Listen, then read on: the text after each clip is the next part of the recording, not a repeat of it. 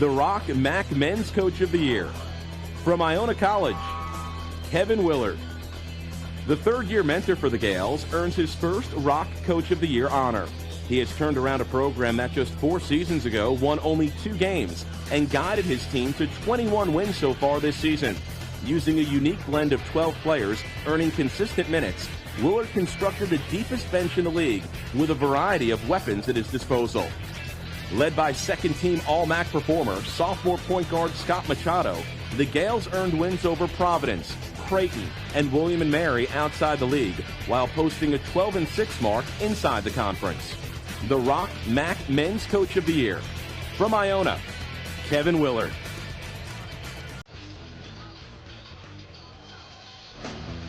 The MAAC Pepsi Max Men's Player of the Year candidates.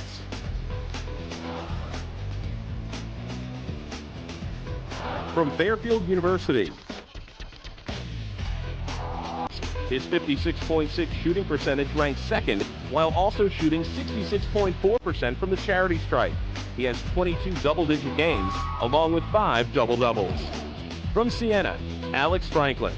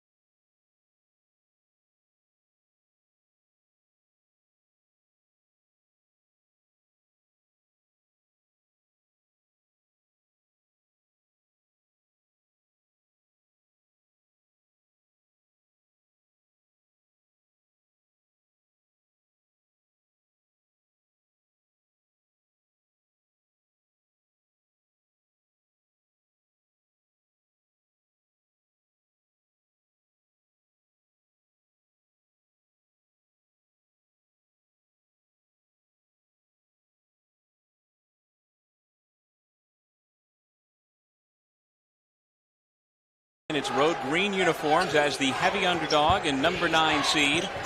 Siena in this building where it has won 35 straight ball games. It's been over 2 calendar years since Siena lost here at the Times Union Center. Daryl Crawford, nothing but net. Hubelis playing off of him. You cannot back that far off of Crawford. Only a 27% shooter from beyond the 3, but a guy that makes big shots. Ronald Moore misfires. Crawford, who is a big rebounder for an undersized wing, pulls down the defensive rebound. Gabriel's wraparound intended for Brandon Adams, but here come the Saints. Moore, a little fancy. Jackson couldn't handle it. You don't usually see that from Ronald Moore. He's a guy that usually plays under control, and Barry Rorson knows that for them to be in this ball game, he's got to control more in the open floor. And our coaching matchup brought to you as always by Anaconda Sports, home of the Rock. Barry Rorson, year number 4 as head coach of Manhattan College. He's an '83 graduate of St. Francis of Brooklyn. Patrick Booley at the point, along with Crawford in the backcourt and Rico Pickett. Then you've got Gabriel and Adams inside for the Jaspers. And the Jaspers take care of the basketball. As soon as I say that, they nearly turn it over. And that's a key against this Siena St. team. You cannot allow Fran McCaffrey's team to get out in transition. McCaffrey in year number 5 after having turned the program around. This is his 3rd stop as a head coach at the Division I level. Franklin had it taken away. Crawford puts it in for 2. Well, quick hands by Crawford coming up with the steal, and then he finishes around the rim as well as any guard in this league. Daryl Crawford, 5. Everyone else on the floor, 0. And the senior from Harlem has the basketball again. Trying to make it 8. Perhaps a little too deep on that 3, and the long rebound goes out of bounds. Here's the quick hands of Crawford just sneaking underneath Franklin, coming up with the steal, and as we said, creative finisher around the rim. Crawford 6'4", 190 out of All Hallows High School in the Bronx. There's where Siena's got to establish their inside dominance. Punch the basketball into the paint, whether it's on drives, getting in there, or post-ups. Nice job by Gabriel to defend the line. Yeah, backed in and got involved, didn't allow Franklin to go get it. Crawford knows he has the mismatch and goes right around Rossiter. Around Rossiter and then right around the rim. Fran McCaffrey. Right now the Saints don't have the early energy. Instead, the energy's wearing green, and that's the visiting green of Manhattan. The Jaspers come in with an 11-19 record, but when Crawford and Pickett play as they did last night, and as Crawford has started here today, they are dangerous. As we said, creative finisher around the rim, that time using his left as he got to the other side of the rim. And when Crawford is slashing and attacking the rim, he's as good a finisher as you're going to see from the guard position in the MAAC. Meanwhile, the best point guard in the league, Ronald Moore, has 2 of the 3 turnovers early for Siena. And he's in the top 15 in the country in turnovers, assist to turnover ratio, besides leading the country in assists. And I thought it was interesting. First time he had the ball, tried to do a little showtime. You don't usually see that. So out of character here in the first couple of minutes for the Saints. Here is Ronald Moore, guarded closely by Rico Pickett, who picked his pocket. And the former Alabama Crimson Tide star throws it down. Well, finding themselves down 9 early because they have not taken care of the basketball. Rossiter misses, and the follow dunk by the player of the year, Franklin. And that's what they got to do. Don't worry about getting themselves down into a hole. Play to their strengths. One of their strengths, especially lately, Doug, has been this 3-quarter court trap. But Manhattan takes care of the basketball. The Jaspers don't turn it over. They lead the MAAC in turnover margin. And that is 3.3. They force 3.3 more turnovers than they commit. This is a Manhattan team, as Adams stepped down the sideline, that we would call a donut team, but Brandon Adams has been playing much better lately. Here's the steal as Pickett picked the pocket of Moore and then had something to say to Ryan Rossiter. He often does. He's a guy that will play to the crowd when he scores it. Dangerous pass. Ronald Moore playing defensive back. Pickett fights for it. Misses on the shot, and then a whistle and a foul against the Jaspers. There's where Manhattan, off to the quick start. They've got good energy, but you got to settle down as well. One of the keys, as we said, is limiting possessions. If you get a steal and you can go out on the break, fine. If not, force Siena to guard you throughout the shot clock. Don't be looking for quick shots and don't go hunt shots. Moore looking for the screen and roll, which is one of the staples of this Siena offense, but Rossiter was defended. And one of the staples because they set great screens, and then Moore can really turn the corner. Ubilis misfires. Adams the rebound, trying to clear some space.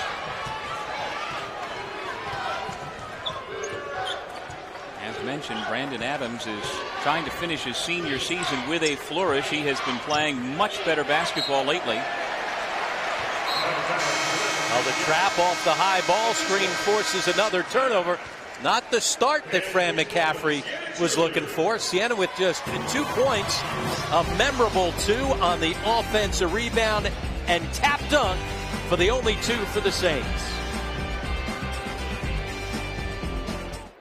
Luke Skywalker and Han Solo destroyed the Death Star, but their story didn't end there. You're gonna attack them? You're gonna attack them? That's how you sound. Imagine listening to that all day. Now, just in time for the holidays, own the next never-before-seen adventure in the Family Guy Star Wars saga. It's an all-new epic of romance, of heroes and villains. I am your father. What?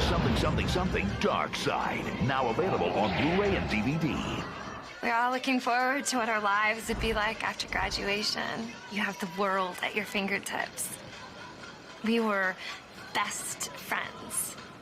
We vowed to stay in touch no matter what terms our lives took. I can see how after graduation your friends come and go.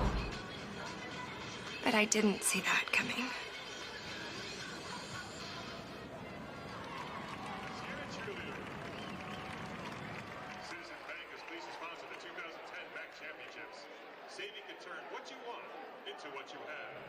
No one has as many great ways to save as Citizens Bank. To learn about them all, visit any branch or go to citizensbank.com/save.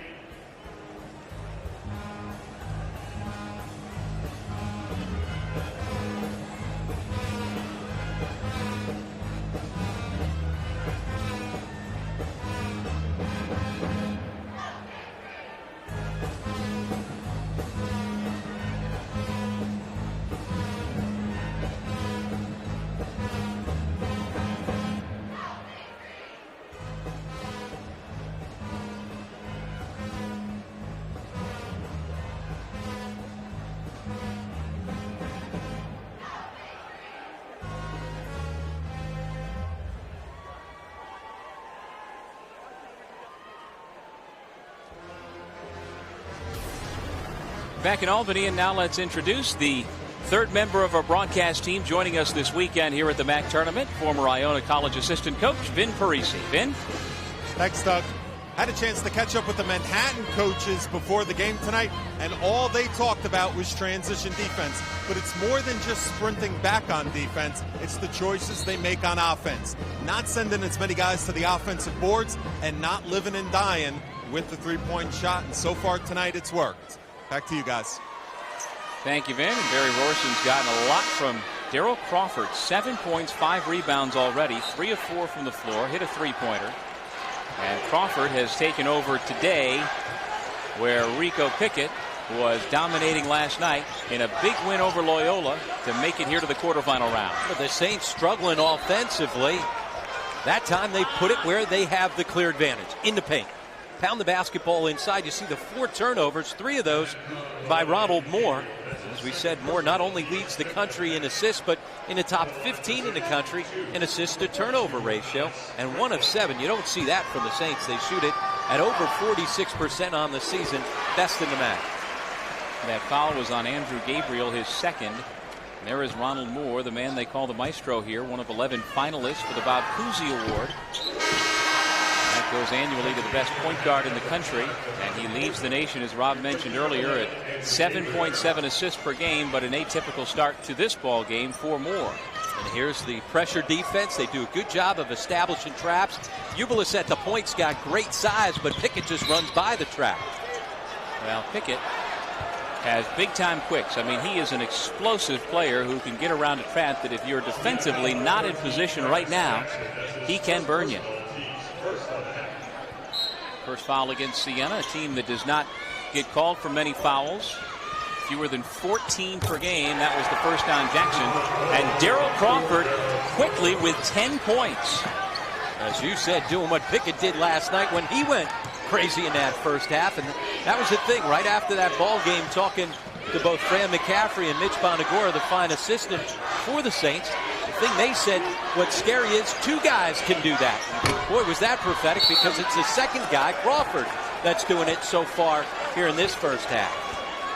Over the back foul called against Siena. Franklin with his first and the second against Siena. And you see what many defenses have been doing late in this season, not guarding Ronald Moore. And so it's so tempting. He's so wide open that he takes the shot. He has just not been able to find the mark. Over the last 20 games, shooting 26% from the floor and just 12% from beyond the three-point line. Great start for Daryl Crawford and the Manhattan Jaspers, looking to pull the big upset. As we said at the start, a do-everything guy, and he certainly has done everything. Knocking down threes, coming up with steals, showing you his athletic ability and creativity once he gets to the rim. It's one thing to get there, Doug. It's another to finish. Daryl Crawford has been finishing in a big way, already off to the quick start with those 10 points. Yeah, he is a terrific finisher. We saw last night as he went for his 4th double-double of the season that he finished in transition extremely well. And over the last 4 games, including last night, Crawford averaging 17 points, 7.5 rebounds a game. And the former star at All Hallows High School looking to extend his college career. And they got off to a great start last night. Had great energy against Loyola at the beginning of the game. 14-2 before all of a sudden the Greyhounds knew what hit them. Same type of energy to start the ball game here against the Saints. A year ago, Manhattan went 16-14. This year, 11-19. Plenty of roster turnover, but Crawford has been the constant the last couple of years. Booley drop it off. And the easy layup by Mohamed Koita just off the Manhattan bench. And the key was for Crawford to get the ball out of that trap, and then it allowed them to attack. Adams tied up Rossiter, and it's Jaspers basketball. 5th turnover for Siena, and a slow start for the first-team all-conference post player, Ryan Rossiter. The Saints only turn it over 12 times per game. So a little sloppy both ways as Manhattan returns the favor and gives it right back to the Saints. Well, this big crowd here in Albany starting to make some noise. Nearly 6 minutes in, this has been a season of coronating this Siena club that has won back-to-back MAAC championships and favored to win a 3rd in a row. Jackson fouled on the way up by Koita.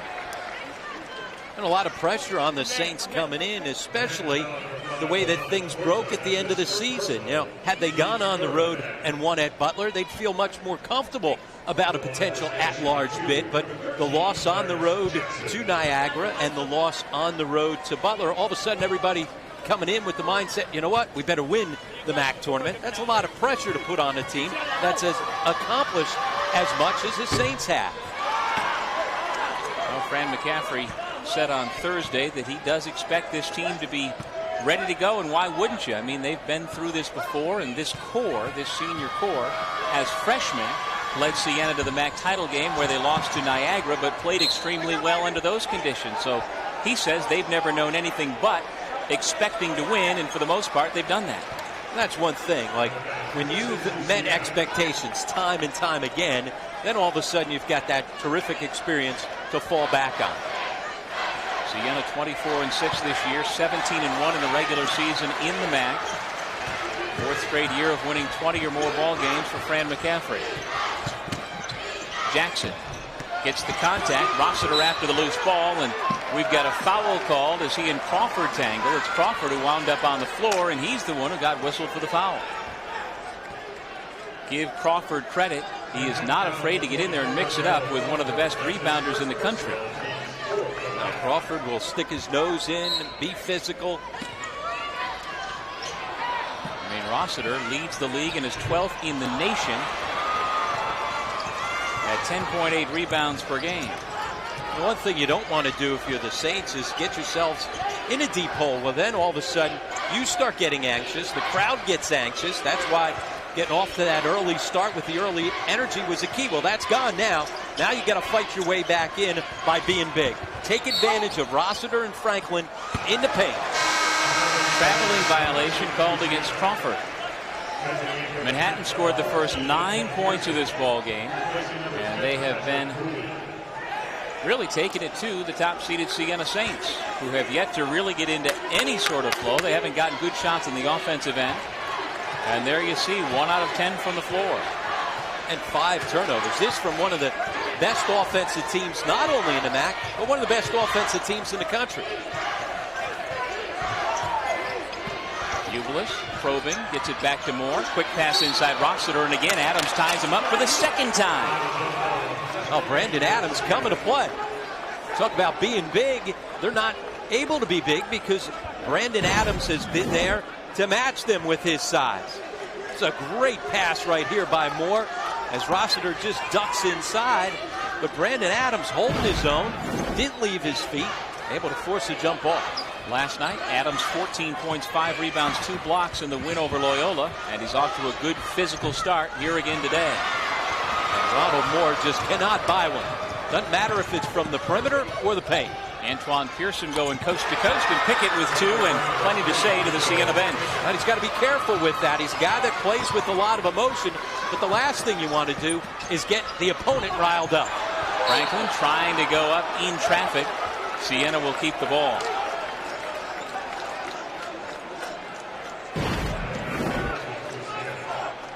Here's Pickett, a guy who's a high-volume shot guy, and when you got a guy like that, you see him turning and talking to the bench. That's where you got to be careful. You can pick up a technical. The other thing you do is rile up your opponent. It's been one and done for Manhattan. They're doing a great job on the defensive backboards. Here's Daryl Crawford, who already has 10 points in the ball game. Rico Pickett with 4. Crawford trying to drop it off for Adams. Here comes Ronald Moore. Drop it off Ubelis, the trailer for 2. Well, that's where he's at his best and where Siena's at their best. With the ball in Ronald Moore's hands, coming at you a million miles an hour. Siena has won 41 of its last 44 games against MAAC opponents. Down big early, though. Crawford has been the catalyst for the Jaspers. No, Ubelis. And here comes the push tempo for the Saints. Jackson spotting up. Well short, long rebound. Jackson can't get it. Crawford has it. Crowd wanted to travel, but they say no possession. Pearson with a tough shot. Rossiter fights for it. A scrappy situation, and the Saints come away with it. Ubelis drives left. Little runner off the glass, around the rim, off the glass again, and through. And there's his talent, his athleticism, and a guy that just plays so smooth. Looks like at times he's not breaking a sweat,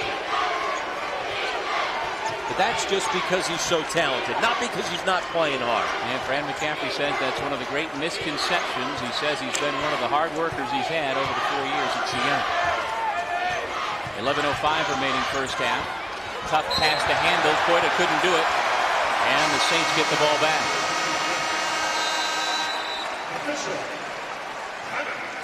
Timeout on the floor, and Ronald Moore is now just 1 assist away from matching Mark Showbiz Brown for the school record on the career assist list.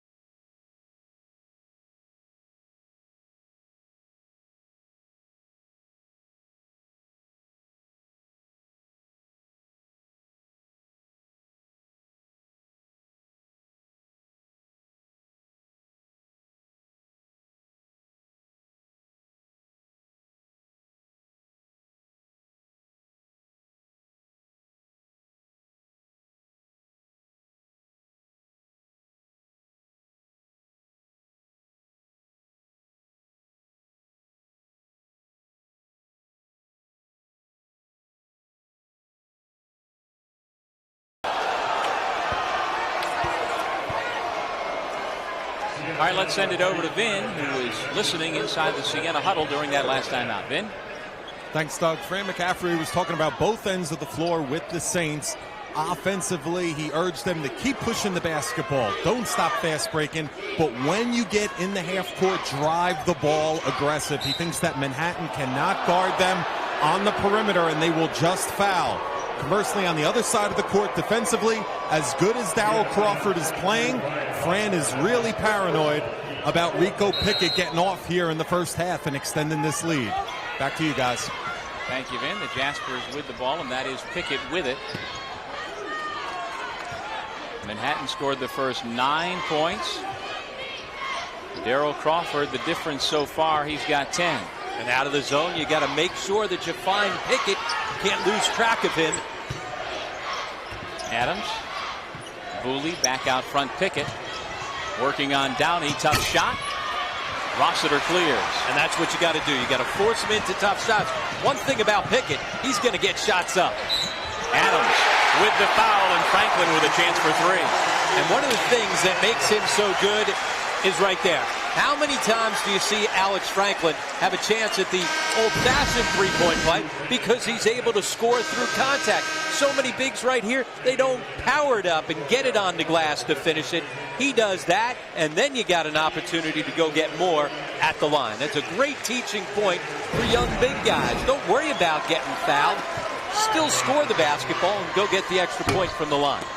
Couldn't get the extra point. Franklin said on Thursday after receiving his MAAC Player of the Year award, as you see the Saints on an 8-0 run, he said he remembered clearly as a freshman watching Jared Jordan, then the Marist point guard who got drafted by the Knicks, receive his Player of the Year award, and he said, I want to be that guy. And he helped to keep that image fresh in his mind, and then he lived that dream earlier this week. Whistle and a foul as Odie Anasicki and Brandon Adams get tied up, and Adams gets pulled away by Crawford. Well, Adams has been physical, and that's been one of the keys early on for the Jaspers. Not backing down for the Saints. He was trying to create some contact himself, trying to lean in, and then he and Anasicki get caught up. Adams just hanging around, yapping a bit. But the fact that they've come out with that mentality, I think, has been a key. They've been physical. Siena, a team that doesn't like to be pushed around and pounded sometimes. And then the other thing is that Barry Rorson's team hasn't backed down, not worrying about the fact they're 17-1. Now that was the 7th team foul against the Jaspers, and so we walk to the other end, and Odie Anasicki, who is only a 34% free throw shooter, but one of the bright young freshmen in the conference at the line shooting 1-1. Yeah, he's a guy that certainly you expect to make big jumps here in his sophomore year. These are smart fans here in Albany, the Siena Saint fans. Not lost on them the fact that Odie struggles from the line, but Odie's a guy that just scratching the surface. He could be one of the best players in his class in this league. Certainly Derek Needham had an incredible freshman season, but I think you can make a case that Odie Anasicki may end up being the second best player in that class. Well, don't count the tip-in by Franklin because of a lane violation against Jabril Coulibaly. And so that actually goes against Siena because he had the lane violation and didn't box out Franklin. So Anasicki, the younger brother of Nicky Anasicki, the former All-American at Tennessee, misfires on his 3rd free throw.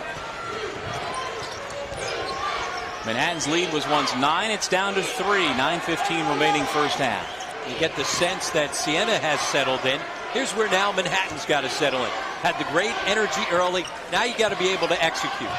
Limit possession, score late in the shot clock. Don't take quick shots. You got to find good shots. Booley, no good. Downey the rebound.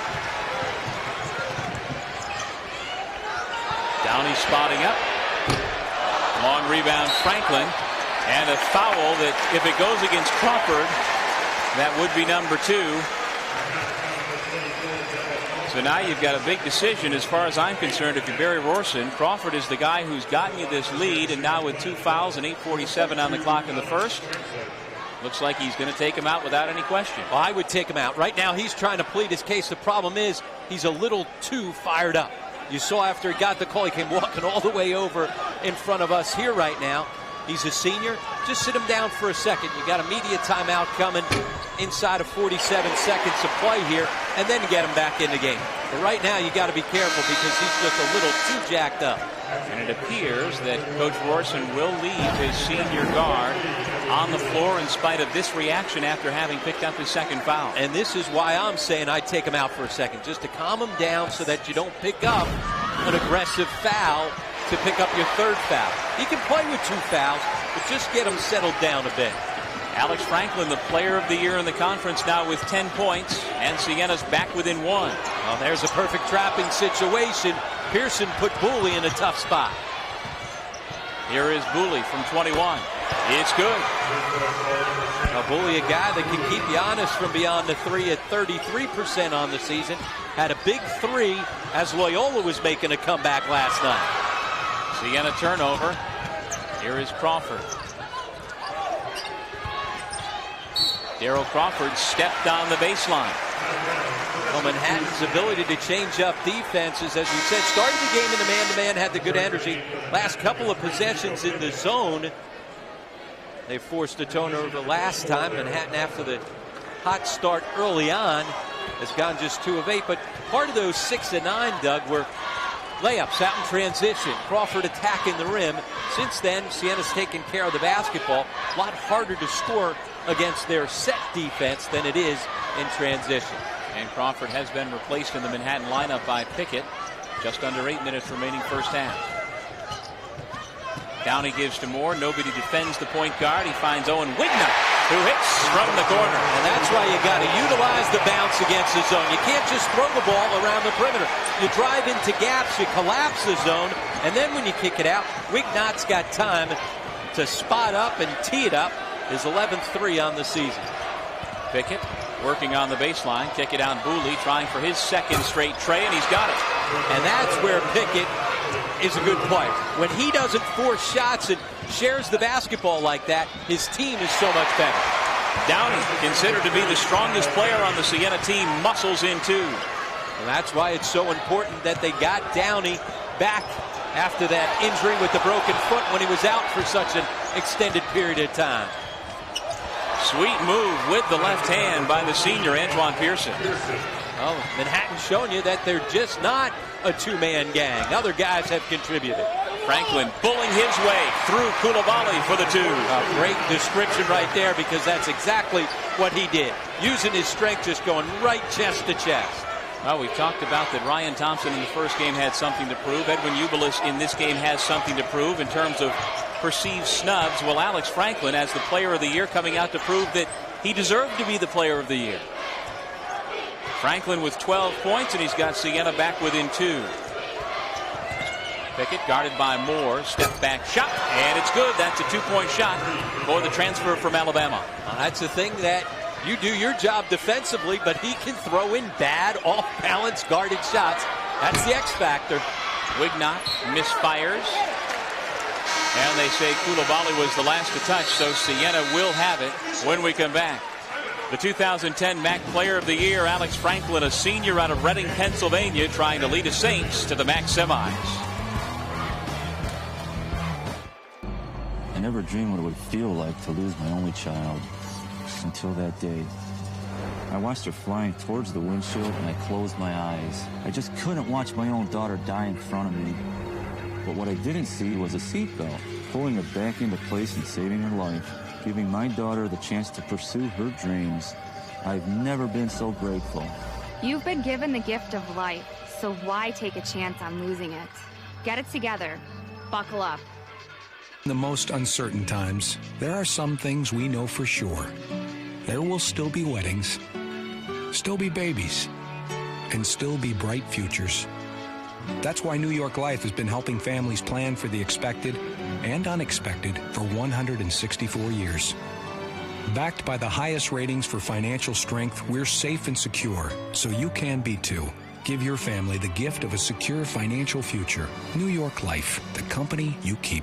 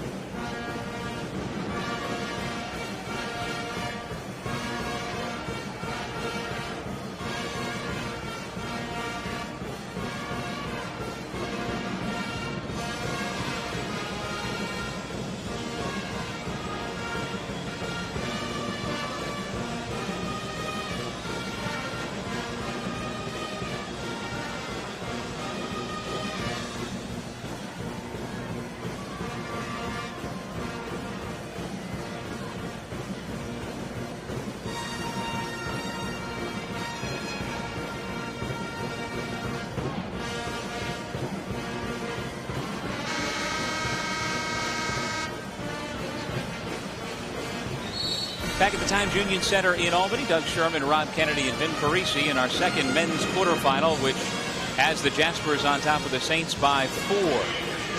The MAAC All-Decade team has been announced. MAAC fans, log on to Facebook.com/MAAC Sports to vote for who you think the MAAC Player of the Decade should be. Nominees include Luis Flores from Manhattan. He gets my vote. Jared Jordan of Marist and Kenny Hasbrook of Siena. And among the Facebook comments that we have received so far, Grant Hazley says Juan Mendez. Rick Kammerer says Keedron Clark. Nick Muris says Luis Flores. Nick knows what he's talking about. And Allie says it's a hard call between Kenny Hasbrook and Jason Thompson. I know Ronnie from Manhattan says it's Luis Flores as well. And he gets my vote too. No question. Luis Flores, the 2-time MAAC Player of the Year, leading Manhattan to back-to-back NCAA tournaments and the upset win against Florida in the first round. He would be my Player of the Decade as well. As you see for the Saints on the floor. Can never disagree with Ronnie, by the way. No. Ronnie, the #1 fan of the MAAC for going on at least 15 years, knows all that goes on in this conference. Under 10 to shoot for Pearson. Nice hesitation move and a nicer pass, and Coulibaly lays it in. Oh, certainly Pearson had a good game last night. 8 points, 4 assists, and doing a good job of settling down, running the team, and getting good shots for others. The Jaspers have done a nice job to bottle up Rossiter inside so far. Well, the zone has collapsed and tried to neutralize that size of Siena and invite guys to shoot it from the outside. Moore finds Downey, strong to the bucket, blocked by Coulibaly. There's Rossiter to clean it up. Well, on the drive, 2 Manhattan defenders had to come and try to take care of that. That allows an open lane for Rossiter to get after it on the offensive glass. First 2 points for the junior from Staten Island, out of Monsignor Farrell High School, who is among the best in the conference. Tough shot by Pickett, that time missed everything. Anasicki to Moore trying to run the break. Tough pass to handle. Downey switches hands and puts it in. A smart play to adjust on the catch. Not a travel because he didn't make the clean catch, so he's bobbling, able to gather and score. But a quick shot, bad miss at the one end allows him to run out at the other end. So important for Manhattan to execute in their half-court offense.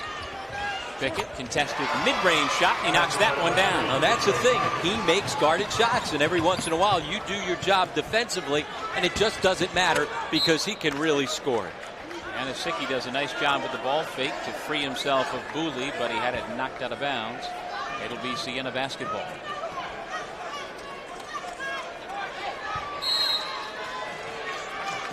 Moore inbounds. Downey right back to the bucket. Missed that time. Gets it back. Up again. The tip by Anasicki trickles over the iron. Well, the Saints getting it done on the offensive glass. Manhattan's done a good job in their zone defense of collapse and trying to neutralize the size of Siena. But one of the things that's always hard to do out of zone sometimes is get that box out responsibility. And the Saints have made them pay on the offensive boards. Well, especially when Downey was out with the foot injury, the Siena bench was ever shorter. But we're seeing for a long stretch here in the first half with Downey back. He, along with Wignot and Anasicki, doing a nice job. Senior Antoine Pearson trying to extend his college career, playing well again here this afternoon. Wignot hits the three, although he wasn't confident about it. He let that one run. He thought it was a miss. He went running after it. Good call. But Wignot giving them some scoring off the bench. And that's the one thing a lot of times people have questioned about Siena. Everybody knows how good their first 5 are. Remember, first time in league history, 5 guys, all MAAC selections. But people wondered about their bench. The bench of Manhattan right now includes their senior Antoine Pearson coming off the bench. And he is stepping up and delivering. Pickett with the steal, and here comes a little showtime. And then looking at the bench, you know what? Again, no need for it. He's a terrific player. Look what he's doing. Double figures right there. All that does is get the fans on you a little bit. And all it does is rile up your opponent. How do you throw down a reverse dunk while watching the bench? Well, as soon as he threw it down, he was looking over there. Great defense to step in and take it. Look at that. Looking over, a little tongue out. He's not Michael Jordan, just playing a game. Effort, drive, and determination build champions.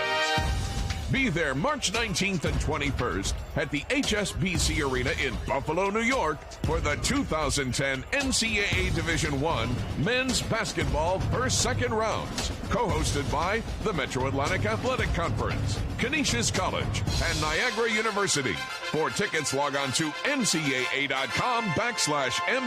tickets. It is a Catholic Jesuit university that stimulates the intellect and unleashes potential. It is a university known for its rigorous academic programs, state-of-the-art classrooms, and personalized attention. An experience that prepares students to succeed and to serve others for a more just and peaceful world. An opportunity that will inspire for a lifetime. Tradition, quality, leadership, value. We are Canisius College, where leaders are made.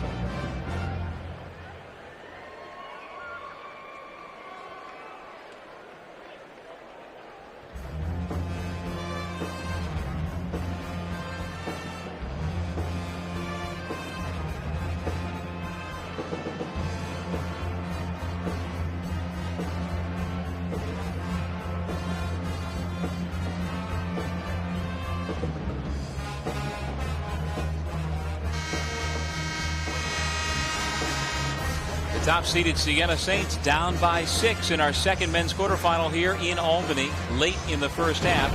Little history, though, as Ronald Moore, now with 4 assists today, has moved past Mark Showbiz Brown for the all-time school record for career assists.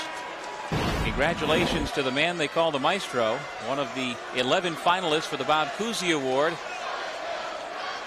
And he also has another record in sight.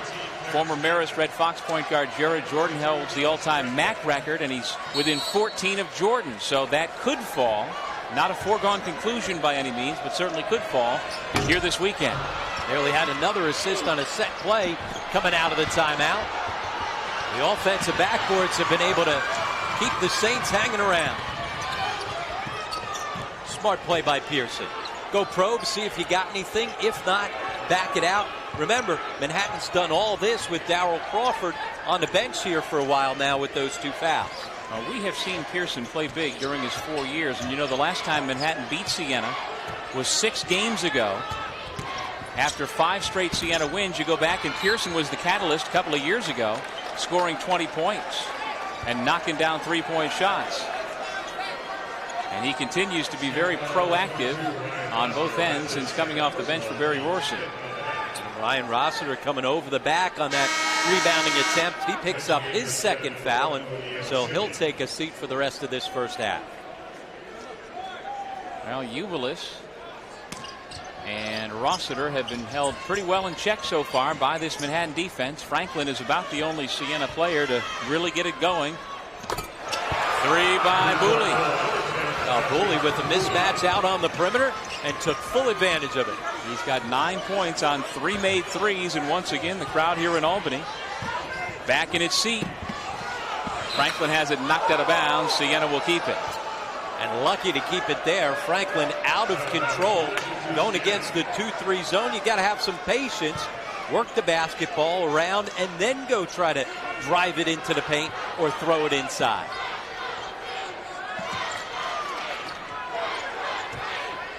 Zone many times will neutralize somebody's interior strength, and it's done that.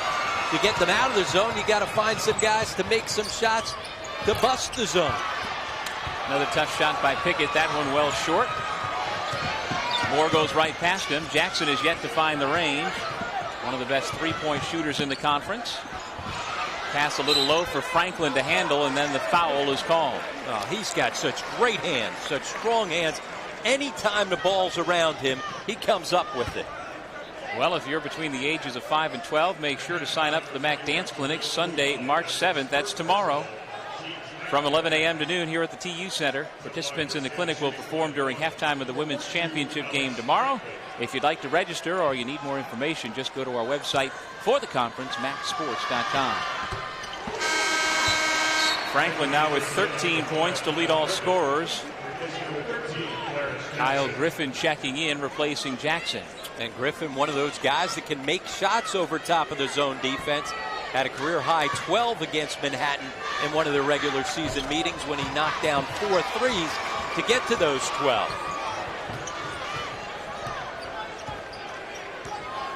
1 minute remaining in the half. Manhattan scored the first 9 points of this ball game and have never given that lead away. Beeman blocked by Anasicki. Here comes Franklin.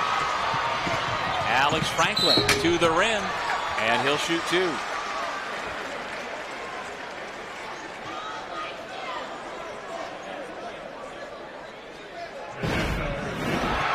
Franklin, he handles the basketball, so he puts it to the deck and comes right at you. So many bigs, when they rebound the basketball, got to find a guard right away because they don't have skills. Certainly Franklin has the ability to put the ball on the floor. And a couple of years ago, that would have been the case for Franklin. Yeah. But as his game has evolved, we've seen him play this sort of role. What's interesting, he's really worked on his skills, yet he still goes to his bread and butter. He's a guy that doesn't wander out onto the perimeter. We were talking about that last game. He's a big who's comfortable being a big, not worrying about being a guard. Pickett, tough left-handed shot. Anasicki has it come to Griffin, and now with the shot clock off, Ronald Moore holds up his index finger on the left hand and says 1 shot. So Siena down 6 will try and make one last bucket before the intermission.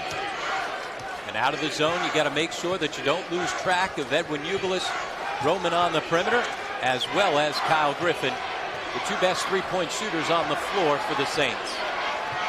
Moore picked up by Pickett. Griffin misses badly. Franklin with 2 seconds goes right back to the rim and scores.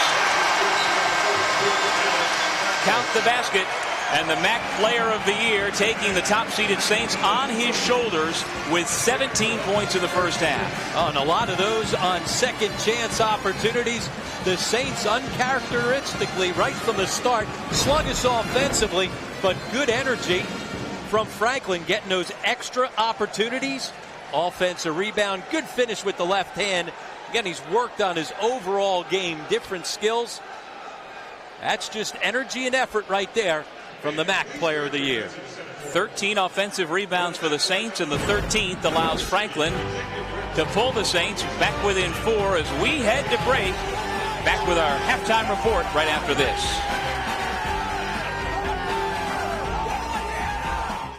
At Fairfield University, we explore big questions, complicated ideas, and unlimited possibilities. In a community of learners representing diverse beliefs, opinions, and experiences. Actively engaged in a caring, supportive, and fun community. Our education prepares us to be thoughtful, global citizens, serving the common good. At Fairfield University, you will get an inspiring education. For an inspired life. Ladies and gentlemen, let's hear it for the Capital District Devil Dogs.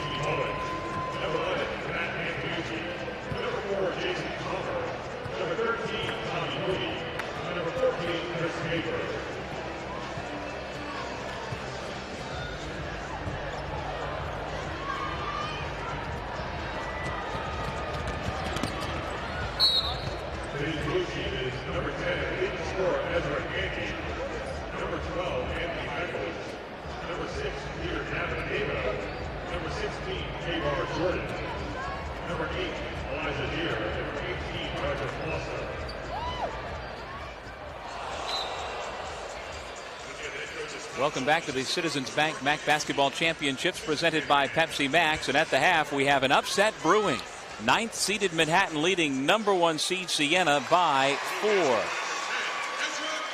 And welcome everybody. Doug Sherman along with former Division I assistant coach Rob Kennedy. And well, 9-0 run to start. Jaspers look great. You think maybe they'll drop off, but they did not. They have continued to pressure the Saints, and they've taken care of business so far. And I thought that was the key when Siena made their run, got it back to even. They didn't allow them to get over the top. And credit Manhattan. One thing, we saw Rico Pickett on that dunk and playing to the bench a little bit. That's the good and the bad. At times that can get the other team a little riled up, but what it shows is that they're not going to back down from anybody. They were the aggressor right from the start. They had early energy when it was Siena that needed it, and they kept coming at them. Meanwhile, if not for Alex Franklin, who do you look at and say played a good first half for Siena? The bench. Other than that, nobody. Ryan Rossiter struggling. Ronald Moore again, nobody guarding him because he just can't make shots. And Clarence Jackson, a guy that usually does make shots and is their zone buster, he couldn't buy a basket either. Because of that, it allowed Manhattan to stay in the 2-3 zone, protect Darrell Crawford with their 2 fouls, and allowed them to make sure that they kept Siena at bay there in that first half. Franklin with 17 points to lead all scorers, but Darrell Crawford and Rico Pickett showing that they are not going to back down. Both of them have 10 points, and it's Pickett with the flush.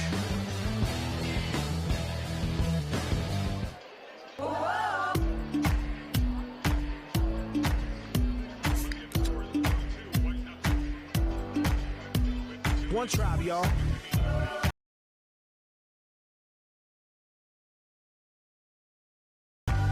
Let's catch amnesia.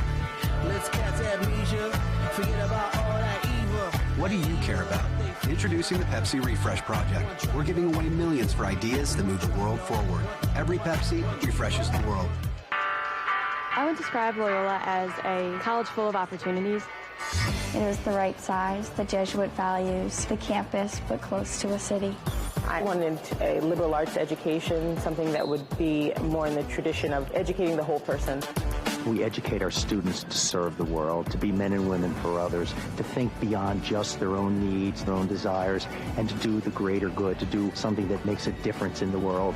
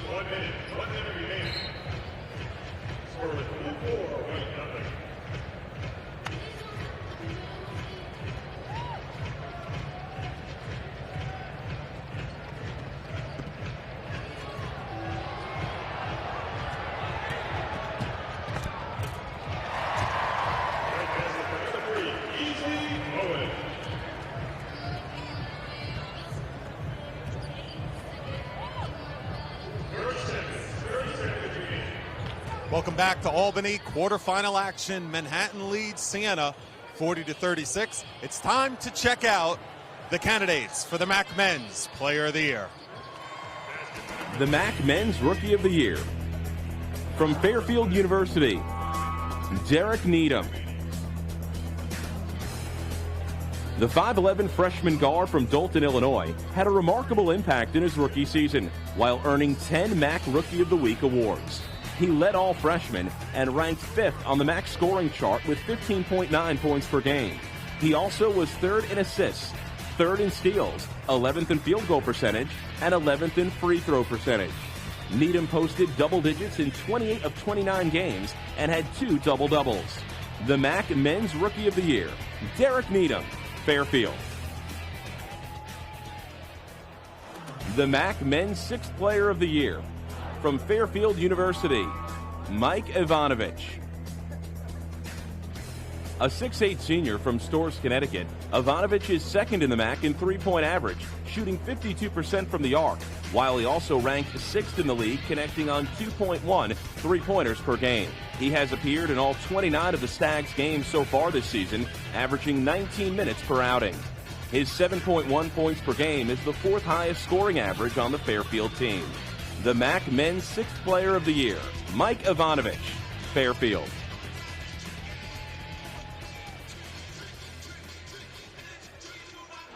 The MAAC Men's Defensive Player of the Year, from Fairfield University, Anthony Johnson.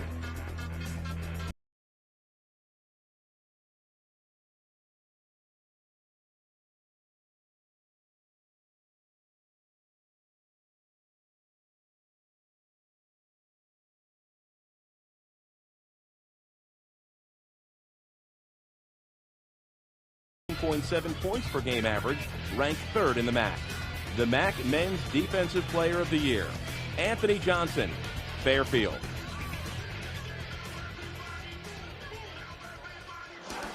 The Rock MAAC Men's Coach of the Year, from Iona College, Kevin Willard. The 3rd-year mentor for the Gales earns his first Rock Coach of the Year honor. He has turned around a program that just 4 seasons ago won only 2 games and guided his team to 21 wins so far this season. Using a unique blend of 12 players earning consistent minutes, Willard constructed the deepest bench in the league with a variety of weapons at his disposal. Led by second-team All-MAAC performer, sophomore point guard Scott Machado, the Gales earned wins over Providence, Creighton, and William & Mary outside the league, while posting a 12-6 mark inside the conference. The Rock MAAC Men's Coach of the Year, from Iona, Kevin Willard.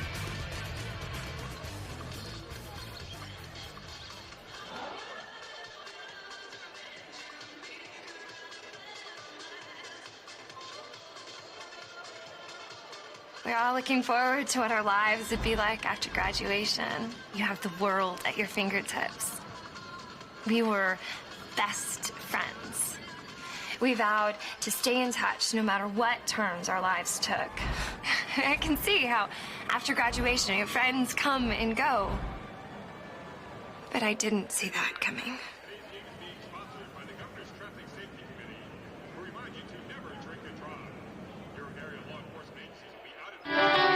It's a college on a quiet campus with the heartbeat of Manhattan.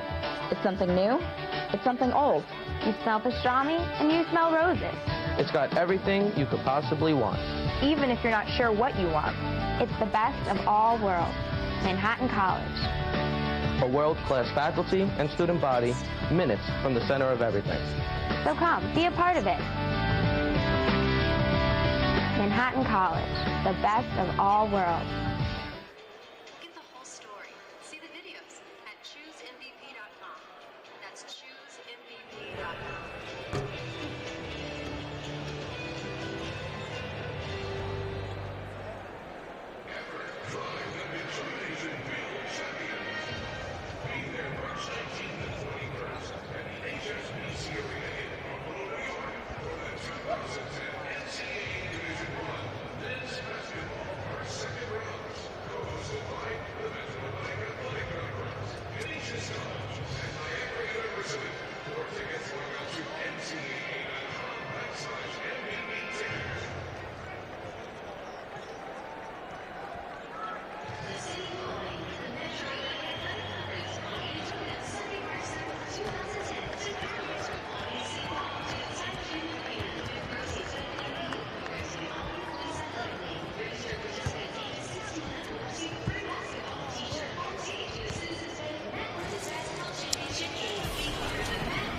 Back at the Times Union Center in downtown Albany, New York, and the hometown Siena Saints, the top seed here at the Citizens Bank MAAC Basketball Championships, find themselves trailing by 4 in the second men's quarterfinal. The winner of this ball game will take on 5th-seeded Rider tomorrow afternoon at 4 o'clock here in Albany, because the Bronx knocked off St. Peter's earlier here this afternoon, 69-57. Our 2 remaining quarterfinals after this one, Fairfield against Canisius next, followed by the nightcap scheduled for a 10 o'clock tip-off between Iona and Niagara. We are at the half here in Albany, back with more of our halftime report right after this.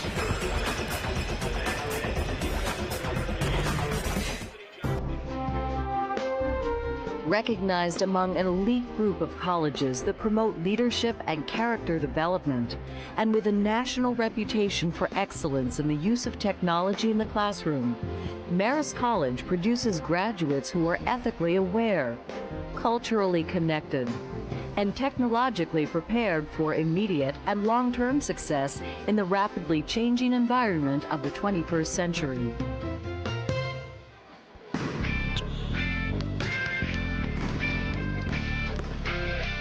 I love basketball. Someday, I know I'm going to end up in the front office. I'm kind of a huge nerd. I really love accounting. Niagara didn't just offer me an opportunity. They helped me find my calling. Check it out. Check it out. Check it out at niagara.edu. Niagara University. Education that makes a difference.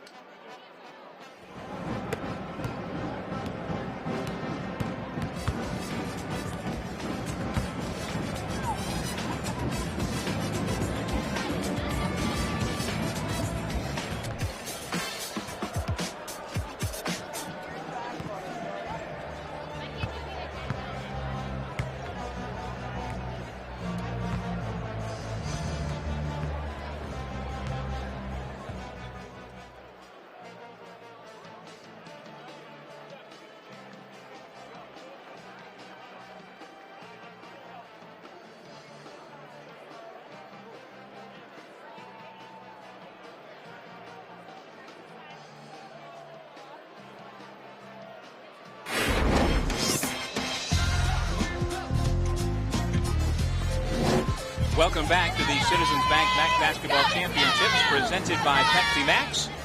We are at the Times Union Center in Albany, New York, with Manhattan leading Siena by a 40-36 score. Welcome back, everybody. Doug Sherman along with former Monmouth assistant coach Rob Kennedy. And, well, Manhattan came out and punched Siena in the mouth, basically, and jumped to a 9-0 lead. And, well, the Saints responded to hang around, but it's not what we expected. No, and certainly it was that early energy that got Manhattan going in the right direction. The guy that got them that 9-0 lead almost single-handedly was Darryl Crawford, doing what he does best. A little bit of everything. He had 7 of those 9 points to get things started. And then, as we talked about, so dangerous because of the 2 guys. Rico Pickett making some tough shots, coming up with a steal here. Maybe a little showboating, but I think that shows you what they did. They came to play. They don't care that they're playing against a team that won a record 17 wins. They don't care. They're playing in their home building. One of the reasons why they shot it so well at 55%. 6 of 11 for beyond the 3. Siena 2 of 10. That's a problem because they got some good open looks against the 2-3 zone and weren't able to convert. Stats brought to you by FYE. And Rob, I've got a question for you. Manhattan during the regular season goes only 11-19. They lose a game to Marist, the only team to lose to Marist this season. How does that team then come here to Albany this weekend and play so well through their first 60 minutes? Because of Pickett and Crawford. 2 guys that can make tough shots, guarded shots. And one thing about this Manhattan team, 13 of those losses were by single digits. So yes, they struggled, but if they had some things bounce their way, maybe this would be a better team. 8 of those by 5 or less, 6 by 3 or less. But credit Barry Rorson because he said, you know what? It's not because balls bounced the wrong way. It's because we didn't make plays. He said the reason why we lost all those close games is because we didn't make plays. We didn't create some opportunities for ourselves. And he said that's their battle cry that he's had coming into this weekend. So far, so good. Ryan Rossiter has just picked up his 3rd personal foul, and so the first team all-conference center, just 21 seconds into the half, will head to the bench. And heads to the bench with just 2 points, 1 of 5 from the field, and really has been a non-factor so far tonight. Well, what everyone assumed would be a pronounced advantage in this ball game has not been that. Yeah, one of the keys that I had was be big. So far, who's been big has been Manhattan. Big in the sense that they have come out, shown some bravado, and haven't backed down. Ubilis around the rim and out. Anasicki kept it alive, and his senior teammate goes right back to the rim again, off the mark. Anasicki lost it on the way up. Well, their best offense so far today has been missed shots. They've gone after it on the offensive glass, had 13 offensive rebounds there in that first half. One of the reasons why they've had so many second chance points. Crawford right to the rim, missed the finger roll. Gabriel with a chance for three. Well, the second half starting much like the first half did. Manhattan, the team with greater energy. Barry Rorson's team has come out of the locker room again, attacking the rim. And who is it? The same guy that attacked the rim early on. Even with the miss, Crawford puts the pressure on the defense. That allows Gabriel to come up with just the fourth second chance point for the Jaspers. Siena fell behind 9-0, cut it to 1 at 19-18, but has never tied or led this ball game. Last night when I was talking to Barry Rorson after their win against Loyola, I asked him if they'd play a little bit more zone, mix things up defensively. He said, you know what? He said, I really like to play man-to-man, but he said, I think we're going to have to mix and match, see what works. What worked in the first half was a 2-3 zone, so they stay in. Now keep in mind, Siena's all-conference point guard Ronald Moore is not a threat from beyond the arc, but Clarence Jackson certainly is. Oh, he certainly is on the season. Wasn't in that first half, was 0 for 7 from the floor, 0 for 4 from beyond the 3, but you got to go find him. He is a potential zone buster, and if they're going to get him out of the zone, you got to make some threes. Adams works the baseline on Anasicki. Tough reverse. And that's where they miss Rossiter. He's the guy that really anchors their defense on the back line. Sitting on the bench with the 3 fouls allows him to go right by Anasicki. Jackson for the long 3. Can't make it 2 in a row. Booley with a nice box out on Franklin. Siena slow to get back. Pickett has it knocked away from behind by Moore, and here comes Ronald Moore the other way. Bounce pass Jackson, and he'll shoot free throws. Ronald Moore picked Pickett's pocket right there, and then he's so quick. As soon as he comes up with the turnover, turns it into a scoring opportunity at the other end. How about that bounce pass? Not a look away, not showboating, making the right play by putting the ball to the floor. That won't be an assist, but it is a true assist by some coaches' measures. And again, Ronald Moore in that first half became the all-time assist king in Siena College history, passing Mark Brown.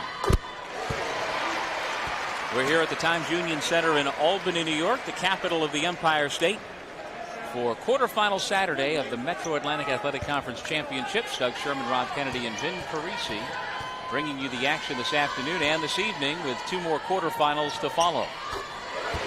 Jackson with 5 points, all coming here early in the second half.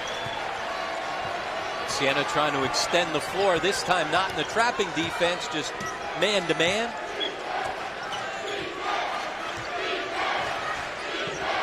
Pickett guarded by Jackson. Cuts him off at the baseline. Pickett still probing for his own shot, and he puts it in. Well, stayed with it long enough. Didn't settle for a shot. Instead, getting into the gut of the defense. He did that last night. One of the reasons why he scored it so well. Got himself to the line, showing that he was driving the basketball, not just shooting the basketball.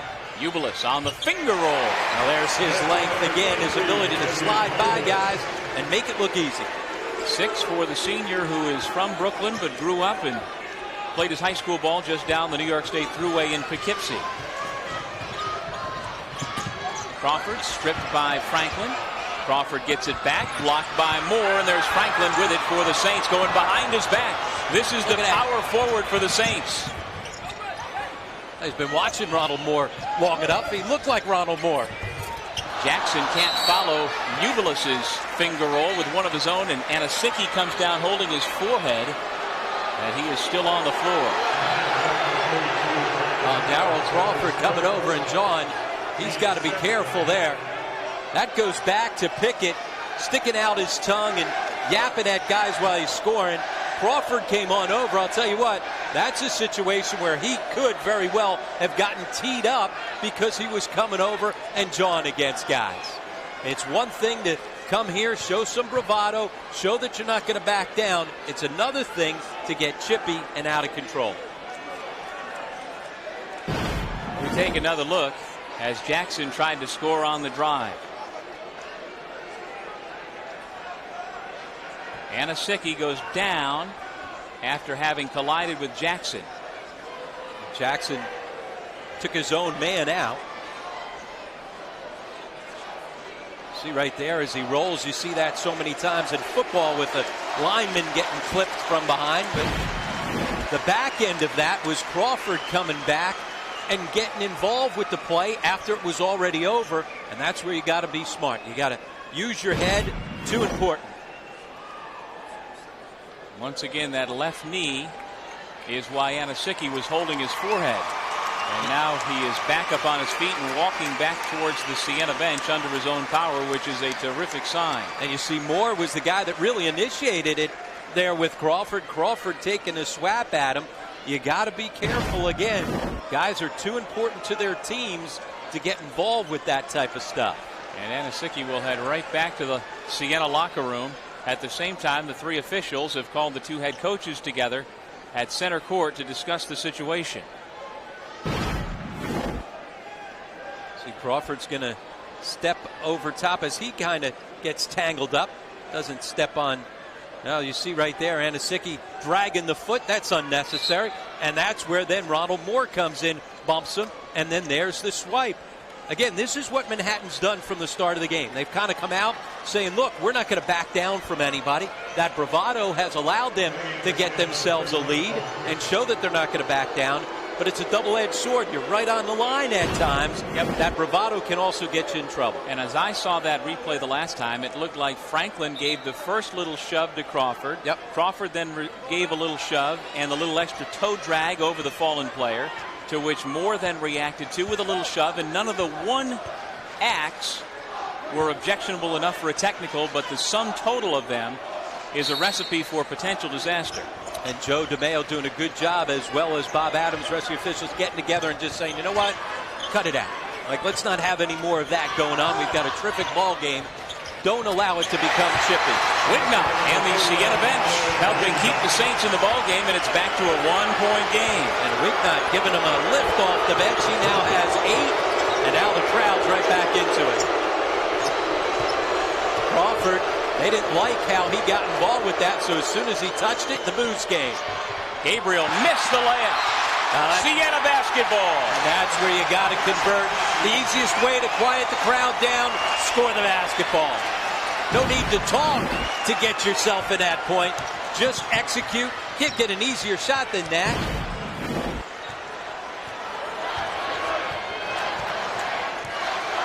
Four minutes into the second half, Siena with a chance for its first lead of the ball game. Clarence Jackson for that lead. No, Wignott tip, but here comes Crawford. Here come the Bluebirds. To which he reacts with a smile on his face. Pickett for 3. Long, Adams giving chase. Couldn't save it. Well, let's catch our breath right here. Good energy on both ends of the floor. A terrific quarterfinal game. Barry Rorson's team not backing down from anybody, including Brandon Adams.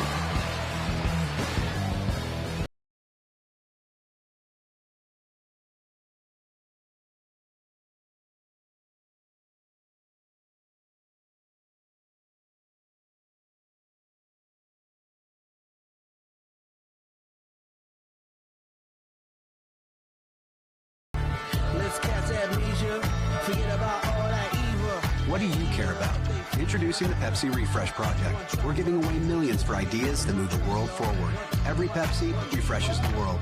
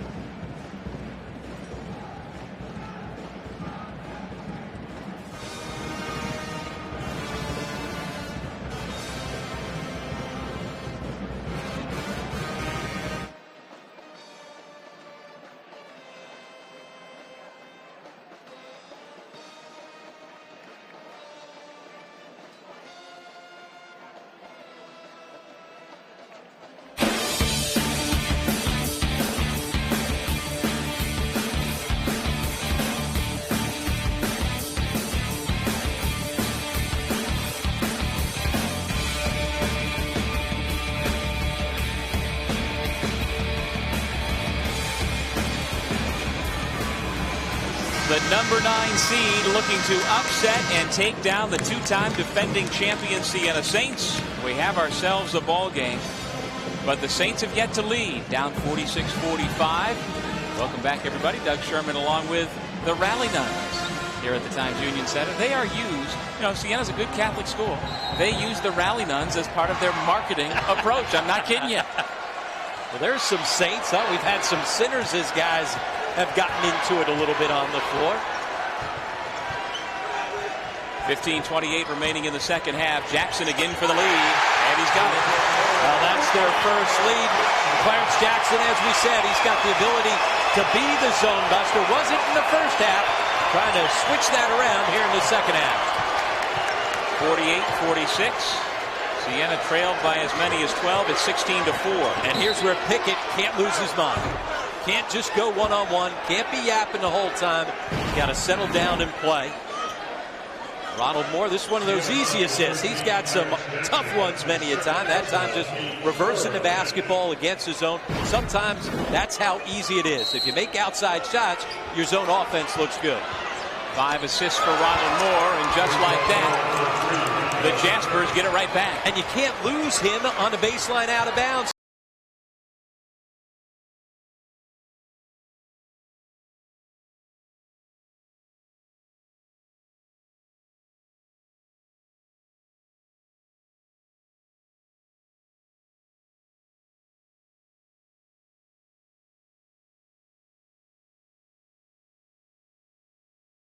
Moore, who now switches back over to the point guard, Booley. And that's more like it.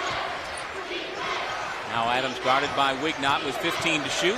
And the senior from Yonkers gets denied. Franklin appeared to be the last to touch, and it is Jaspers basketball. You can't lose track of Pickett.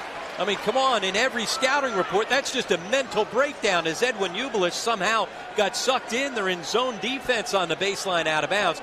That's a mental mistake. Can't do that as a senior. Can't do that as a guy that is trying to show people that he should have been on the first team and that he plays hard all the time. Fell asleep on that play. Pickett made him pay for it.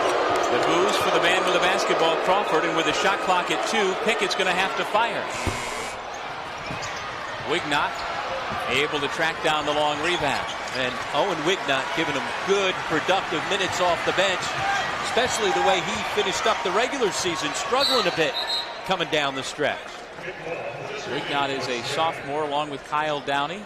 Big part of the bench trying to replace last year's MAAC Player of the Year, Kenny Hasbrook, who is now playing in the D-League for Rio Grande Valley, the Houston Rockets affiliate down there in Texas. Fran McCaffrey has been working all year to get a set of reserves as the booze intensify with Crawford going to the bench. The Siena bench, he's been counting on Downey and Wignott to step up as a class, and Wignott doing that so far here tonight. And over the last 6 ball games, Wignott with a total of just 8 points, so certainly it's a much-needed scoring punch, especially the way that Rossiter has struggled here tonight. Ronald Moore 0 for 4 from the field so far this evening. 0 points to go along with 3 turnovers and 5 assists. First foul on Moore. And now Ryan Rossiter will check back into the ball game. He's at the scorer's table, having picked up his 3rd foul in the first minute of this second half.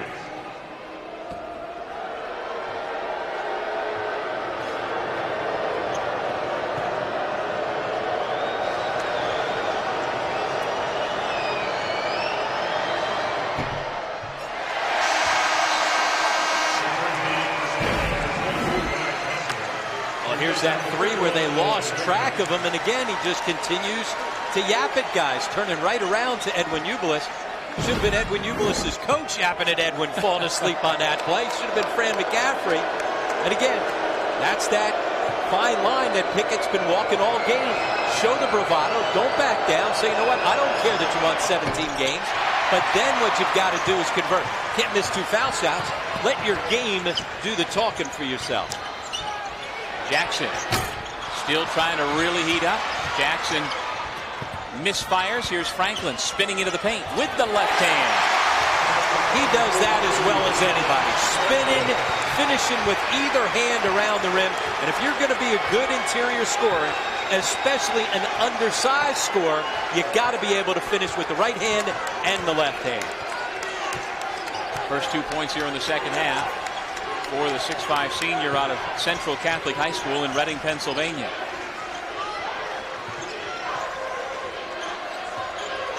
Now Pickett just clearing things out. He thinks it's a one-on-one game. That can get you in trouble. Pickett smartly commits the foul on Moore before Jackson could have a breakaway. Then he does a little extra grab with a Moore sneaker on the way by 2, and he is forever on that slippery slope. Now, smart substitution by Barry Robertson. Here's where you play terrific. Your energy, your enthusiasm, your bravado is one of the reasons why they've played so well. There's the collision coming up, and just get up and keep playing. But sit him down, settle him down, get him right back in the ball game. Block-to-block passing, Rossiter to Franklin.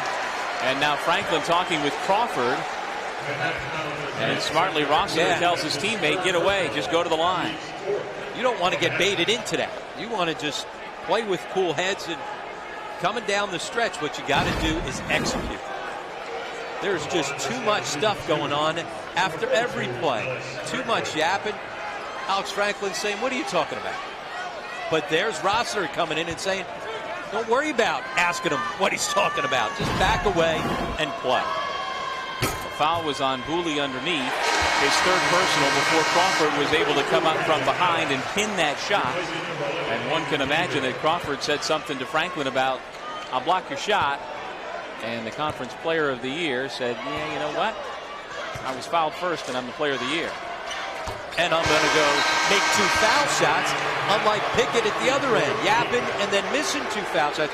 What you got to do, it's okay to talk. You know, some guys are, oh, old school. You can talk, but you got to back it up. The more you talk, the more you got to back it up. So far, Franklin has been backing it up, leading all scorers with 21 points. And he's got the Saints with their largest lead at 52-49. And here's where you got to expect that Darryl Crawford got to get a couple of touches. You're going to run something instead of just going through your motion. See if you can't run something. Call his number.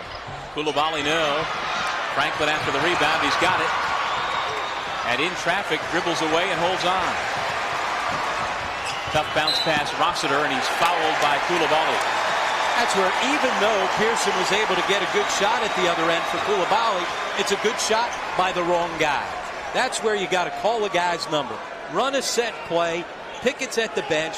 Crawford's your senior leader. Get him the basketball in a good scoring position.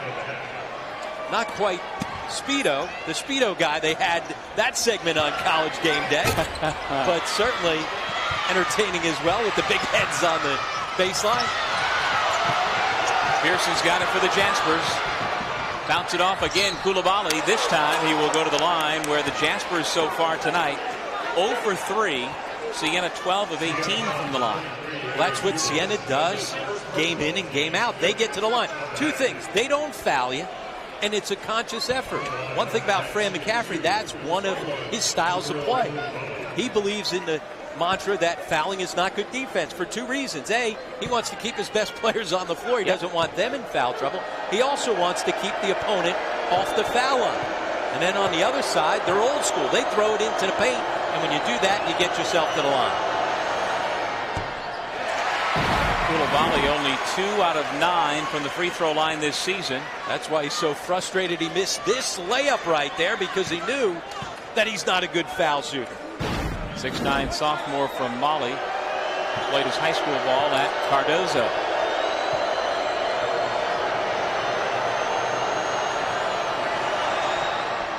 One out of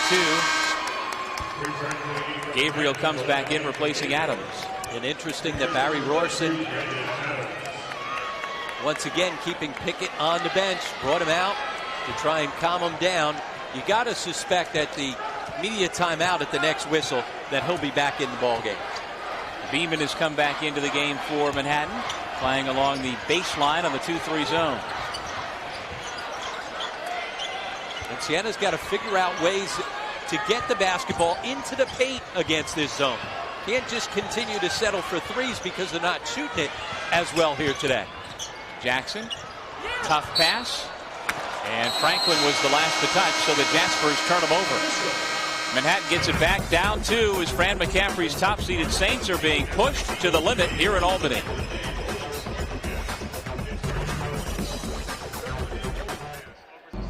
I never dreamed what it would feel like to lose my only child until that day.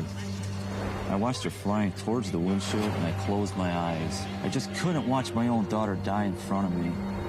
But what I didn't see was a seatbelt, pulling her back into place and saving her life, giving my daughter the chance to pursue her dreams. I've never been so grateful. You've been given the gift of life, so why take a chance on losing it? Get it together. Buckle up.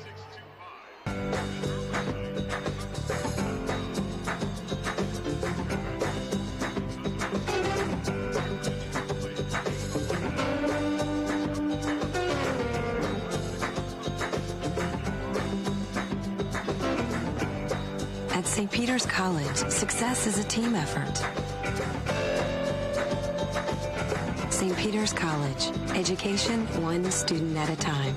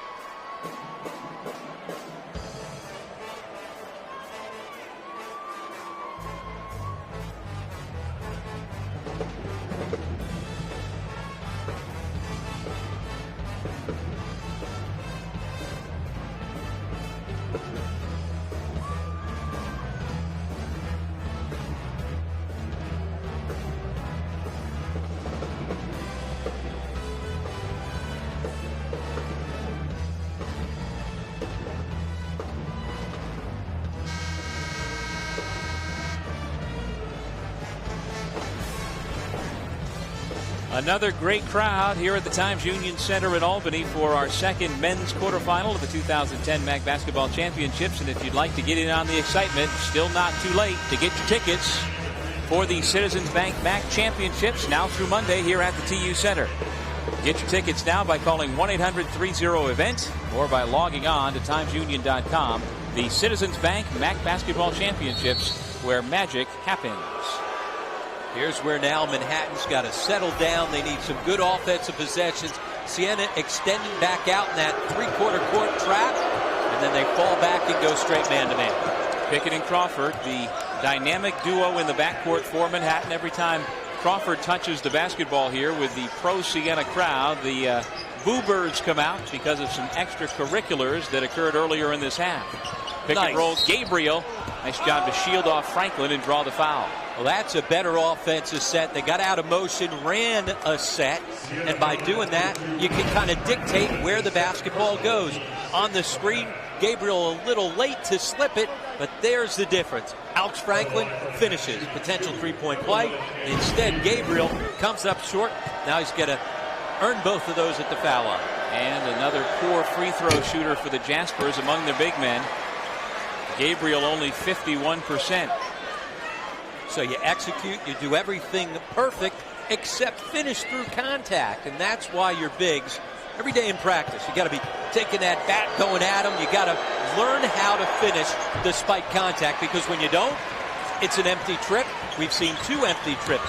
Koulibaly going 0 for 2. That time Gabriel going 0 for 2. Ubelis, who has been quiet. No, Franklin just missed the tip. And Rossiter bothered him.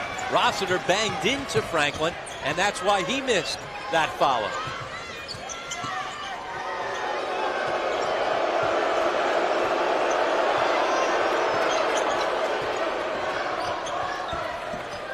Crawford, catch and shoot.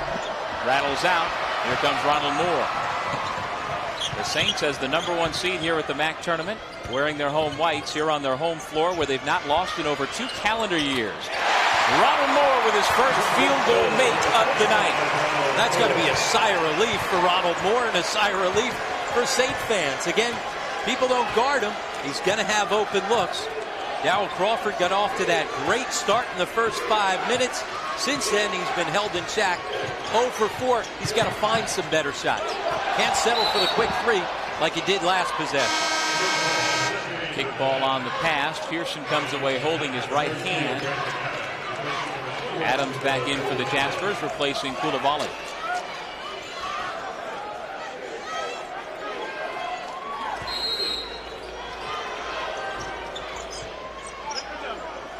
Can't just go one-on-one. You got to be careful here. Oh, he had him in the air. Should have made him pay for that. Crawford gets off the schneid and immediately looks up to the crowd, puts his left hand to his ear and smiles, says boo me now. Franklin throwing it down. And he does that. He sneaks a dunk just about every game. Powering through. Foul him, it's not going to matter because he goes so strong to the rim. There you see the numbers on Franklin. Now a couple bad offensive possessions for Manhattan. Remember, Doug, one of the keys, limit possessions, relax, force them to guard you throughout the shot clock, shorten this game down. And you can't have as many empty possessions as the Jaspers have had here in the second half. On the flip side of that, though, as Moore gets fouled on the reach-in against Adams,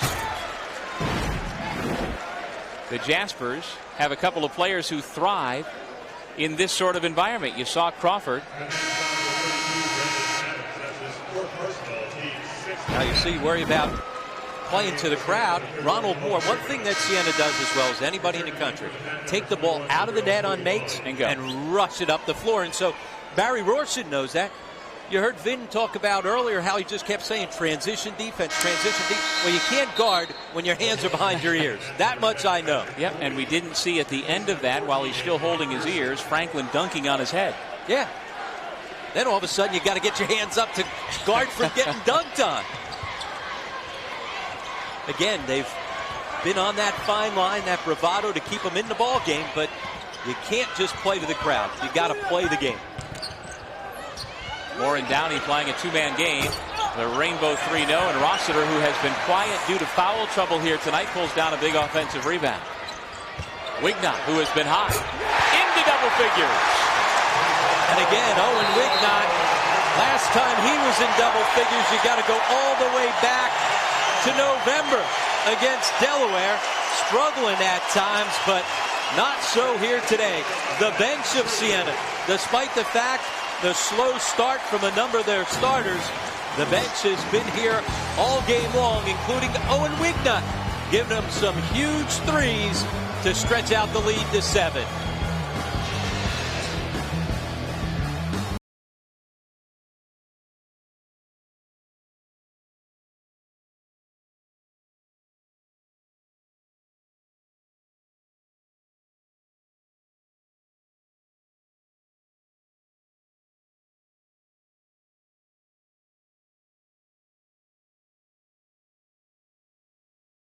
What do you care about?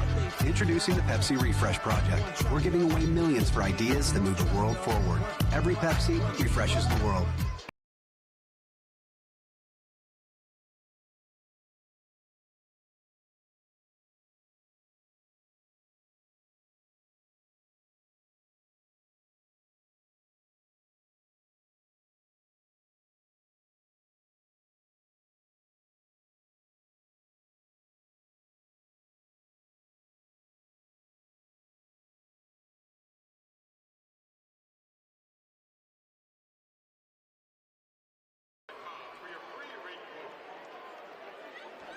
Check out the latest titles of movies and music on FYE.com.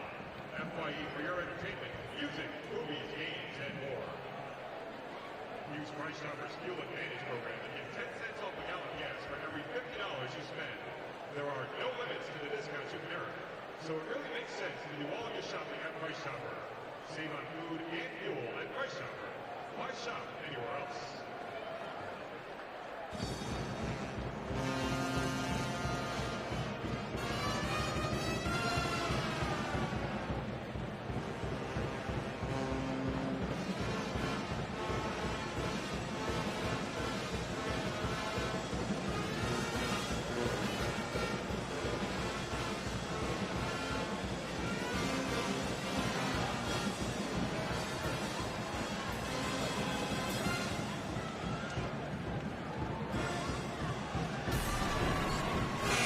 A fired-up Times Union Center here in Albany with Siena on top of Manhattan 59-52.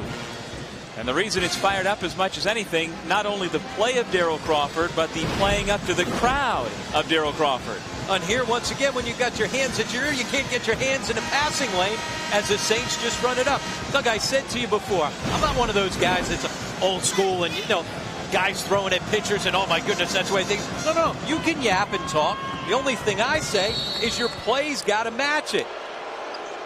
You've got to make sure that you back it up. Yep. Nobody talked more than Larry Bird, but he talked, he backed it up. He's yapping at you coming down the floor because he just knocked one in your face. Yep. And right there, Crawford with his hands at his ears, you can't have your hands in a passing lane.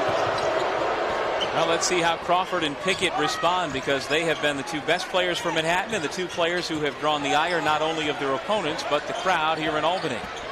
And this is Pickett with 5 to shoot. 2 guys inside. You don't want handling the ball, and they turn it over. That time Pickett maybe a little too unselfish. Wignott fouled, a non-shooting foul, and that's the 7th team foul against the Jaspers here in the half. And so Owen Wignott, who is a 65% foul shooter, will go to the line after being fouled by Gabriel, who picked up his 3rd. We are here at the Times Union Center in Albany. Doug Sherman along with former Division I assistant coach Rob Kennedy and another former Division I assistant coach Vin Parisi.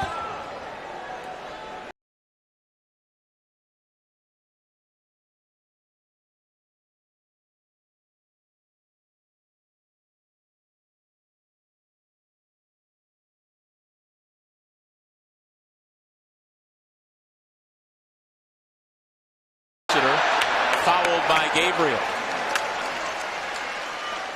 That takes us to our under 8 media timeout. The Saints on top by 7.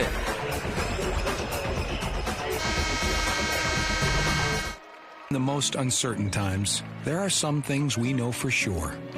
There will still be weddings, still be babies, and still be bright futures.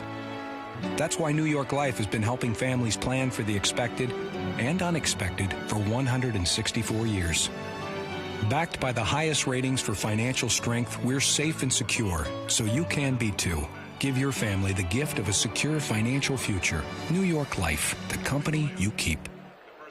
Anaconda Sports, your sports authority, proudly supporting local high school athletes throughout the region. We want to thank all the teams and coaches that have made Anaconda the #1 dealer in the Northeast. Football, baseball, basketball, soccer, whatever your sport, Anaconda has what you're looking for. From the latest gear and team uniforms to logo shirts and hats for your company. Make Anaconda your connection. Hey, if you want to go for sports equipment, go to Anaconda Sports. It's awesome, baby.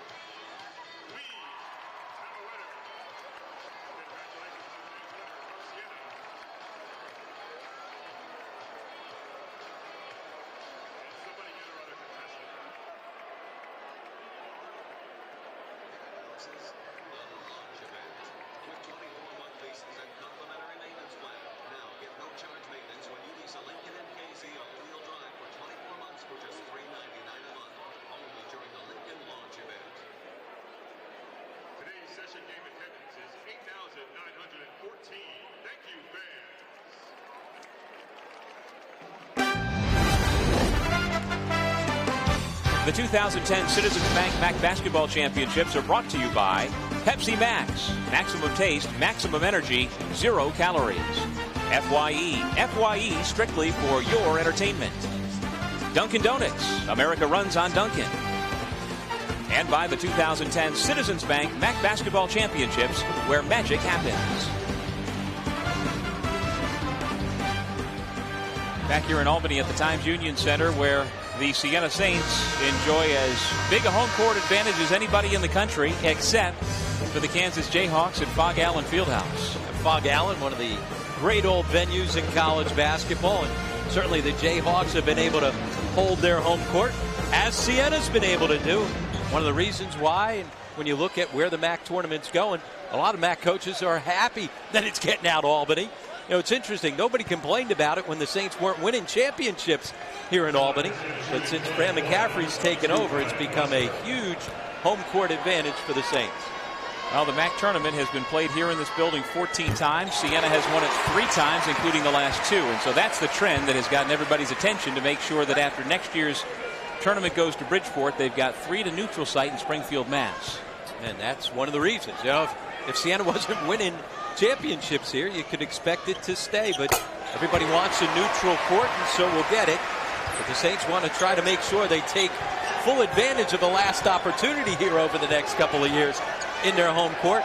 Siena's shooting it at just 36%, but they're winning this ball game because they're winning the battle on the boards. 19 offensive rebounds, Doug, outscoring Manhattan 19-4 on second chance points. That's effort. Those are effort stats. And there is nothing neutral about the crowd of 8,914 here in Albany, rooting for Siena and booing Darryl Crawford every time he touches the ball for Manhattan. Again, Pickett with a nice play, drove into the lane, drew the defenders. That's where now your teammates have to help you out. Good pass on the wraparound, but they can't finish. Well, he's out there with 3 guys who don't do much scoring. Booley averages 4 points per game, Adams 7 per game, Gabriel 5 per game. And that's why they got to get Pearson back into the ball game. He was scoring the basketball early on, but he's sitting down. Rossiter misses. Wignott couldn't put the tip in. Based on what you hear, you know it's Crawford who had the ball and he gave it away. Downey. And a foul is called.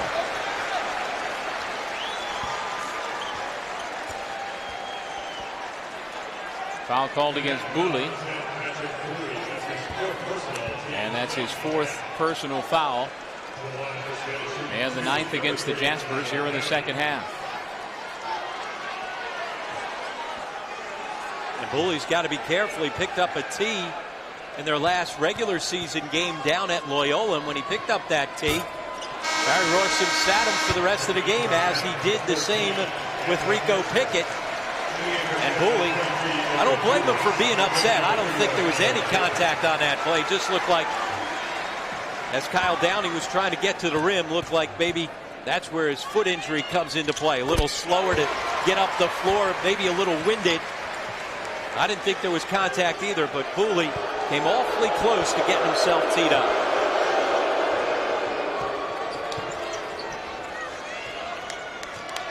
Siena staying in that extended zone defense. Didn't trap it when they had an opportunity there. Instead, playing passing lane. Ronald Moore is going to be whistled for the foul on the shot by Pickett. Well, as I said to you, I thought Booley had a right to be upset. You can see why. Downey right there, not as explosive. Remember, he missed an extended period with the broken right foot back on January 19th. And so it's going to take a little while to get fully back in to shape and be able to cover ground that quick. As we said, Booley had a right to complain, just did a little bit too much of it.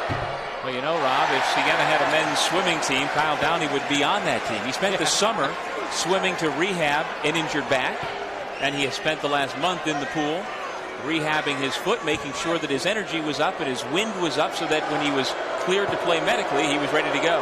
Yeah, Fran McCaffrey said he should be the example of anybody who gets hurt trying to get themselves back out on the floor. He said Kyle Downey did absolutely everything that he needed to do, everything that was asked of him by their medical staff to be able to get back on the floor.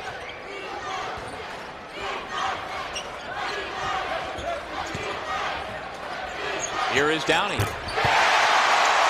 That's why they're so happy that he was in the tub that much and did everything that he needed to get back out on the floor, because he can be a big key for them as they're able to extend their bench. Crawford stepped down the midcourt stripe, and it's another turnover forced.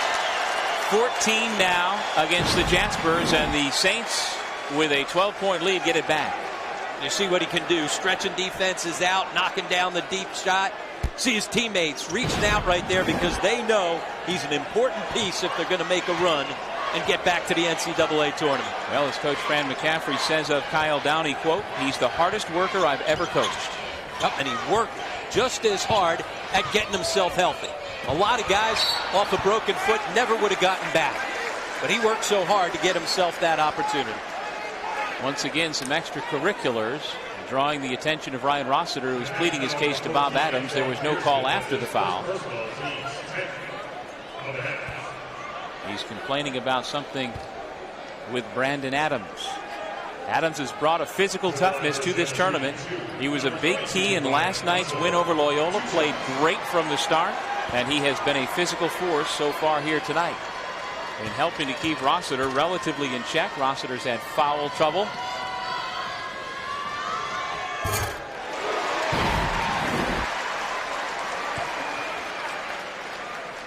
And Siena doing what they've done all game long. Crashing the offensive glass. And there's Rossiter saying, did you see that? Had to take the mouthpiece out. Make sure that he was able to articulate what he was talking about to Bob Adams.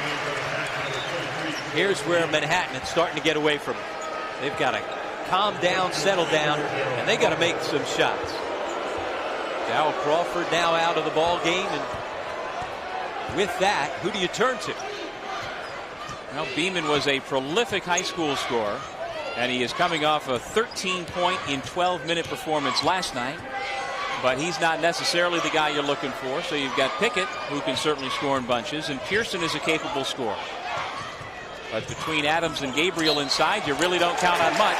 And an offensive foul called against Pickett. Well, Pickett with that all farm, a bit frustrated by the defensive pressure from the Saints. And any time that you get that all farm extended out with some contact, as you're going to see right here, there's the push off to try and create the space. Ronald Moore clapping, happy that he was able to pick that up because of moving his feet, being in the right position defensively. And I get the sense that Ronald Moore has enjoyed the challenge of defensively getting after Pickett in this ball game. And Moore has struggled so mightily second half of the season with his jump shot. The assists continue, but his defense has not wavered here tonight against Pickett, who has 16 points. There's a foul as Adams and Rossiter again get tangled up in the high post. So perhaps the case being pled by Rossiter a few minutes ago gets him a call. You saw those turnovers on that offensive foul. 15th turnover for Barry Rorson's team that usually takes care of it. 8 turnovers for Siena. Remember, they had 5 turnovers in the first 5 minutes of the ball game, so they've been able to take care of the basketball, and they've been able to get to the line like they always do. I mean, that's a stat. I mean, certainly huge differential. And Barry Rorson, one of the problems with his team, they're a donut. You talked about it. So much on the perimeter, and because of that, because they don't have guys that you can really throw it into to post up to, you don't get to the foul line as much. Well, you look at numbers, you can dissect them any way you want, and you can make them tell a story. But, you know, we talk about the fact that Manhattan is a donut team, but that would make you think that they're a good shooting perimeter team, but they're not even that. Their guards are the dominant players, but they are the worst shooting three-point team in the league at only 30%. So therein lies a lot of problems that can be masked. But here in the second half, they have been unveiled by the first-place Siena Saints. And they masked it early on with great energy, great bravado.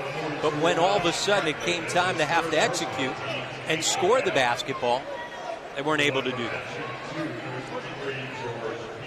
So here is George Beeman out of Roslyn, New York, a prolific high school scorer who went for 786 points. 786. That's a lot. As a senior. That's not his career. That's 1 year. One of the all-time great scorers in Nassau County history. And had a real good game in the opening round win against Loyola with 13 points and 7 boards. And again, that came in only 12 minutes off the bench. Siena trailed 9-0 to begin the ball game. Trailed the entire first half. And the Saints didn't take their first lead until 4.5 minutes into the second half on a Clarence Jackson three-pointer. So because Siena has been more efficient on the offensive end here in the second half, they've forced Manhattan out of the zone. They've gotten very little from Edwin Ubilis, who barely nicked the iron that time. Yeah, had a couple of plays early on, but when was the last time we called his name except calling him out when he lost track of Pickett deep in the corner on a baseline out of bounds? They're going to check to see if that was an air ball or not. I do think it hit the rim and that they rightly reset the shot clock. So Joe DeMeo, who has a different angle, he was on the baseline underneath the basket, and Bob Adams, who was out on the wing. And we see that, depending on your vantage point in the arena. You know, you and I are certain about one thing, and then you see a replay from another angle, and, well, that wasn't the case. It's easy for us always to be certain because we've got replays. Yeah, it looked like it hit it. But from Joe's angle, standing under the basket, you could see where it's close enough that he'd have a doubt. Yeah, I mean, it may just have grazed it, and that one's real close, but that's why we always have a good angle. Yeah. Good place to watch a game, right where you and I sit. I'd say so. Unless guys come crashing over. I was watching the Villanova game in the first half. Scotty Reynolds, who throws his body around. I mean, talk about a great player who's not afraid to give up his body. He came crashing over for a loose ball. Not Gus Johnson and Greg Anthony. I mean, every monitor went down, every TV went down. It was a great, great scene. Luckily, it was at a media timeout that was just coming, so we're able to reset the whole table. Kyle Downey got himself in trouble and lucky to keep possession.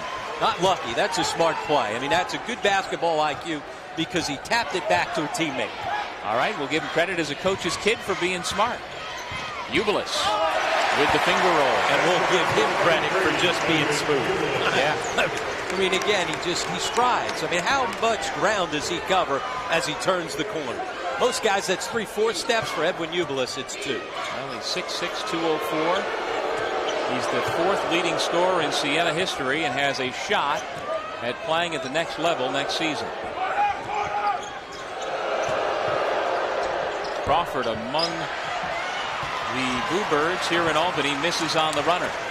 He was the one who helped the Jaspers jump out to the big lead early, but he has been held in check since. 10 points in the first 5 minutes, only 2 since for the senior out of All Hallows High School in New York City. And if Siena's able to hang on to this ball game and finish by making plays like that, I think this is an important first-round game for them, Doug, because they found themselves in an uncomfortable position early on. Yep. And I think that's really important as you're trying to advance on in a tournament. You don't want to just sail through games. You want to hit one of those bumps in the road. I'd always like to take it early on in the quarterfinals and not hit that first bump maybe on Monday night in a championship game or tomorrow night in the semifinals. Well, they've certainly been tested here today. The Manhattan Jaspers have given the Siena Saints all they can handle. But, oh, by the way, Fran McCaffrey's gotten another double-double out of Ryan Rossiter. The Saints, late in the regular season, had some adversity. They went to Niagara and suffered their only loss of the regular season in MAAC play. Ryan Rossiter unhappy about the events there. And then another nationally televised game in the Bracket Busters series, the featured game at Butler, where the second half was a disaster and the Bulldogs ran them out of the gym. But to close out the regular season, Siena got back into the league play, went to Ryder and hammered the Bronx, came back here to Albany on Senior Day last Sunday and took care of Marist. And it appears that they will survive and advance this quarterfinal round of the Metro Atlantic Athletic Conference tournament against Manhattan. And you and I had them down at Ryder coming off of that tough loss in the Bracket Busters. And everybody looks at that score and figures, well, they got blown out. They did get blown out in the second half, but remember, they had a lead going into the locker room at halftime, and then they just could not get anything going offensively in the second half. Plenty of reason to smile for Kyle Downey and the Siena Saints on top 73-57 here at the TU Center.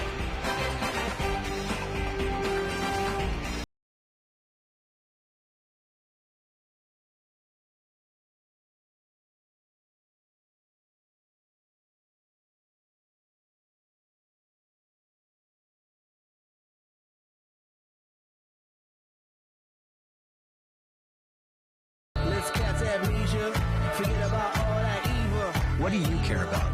Introducing the Pepsi Refresh Project. We're giving away millions for ideas that move the world forward. Every Pepsi refreshes the world. Luke Skywalker and Han Solo destroyed the Death Star, but their story didn't end there. You're gonna attack them? You're gonna attack them? That's how you sound. Imagine listening to that all day. Now, just in time for the holidays, own the next never-before-seen adventure in the Family Guy Star Wars saga. It's an all-new epic of romance, of heroes and villains. I am your father. Something, something, something Dark Side. Now available on Blu-ray and DVD.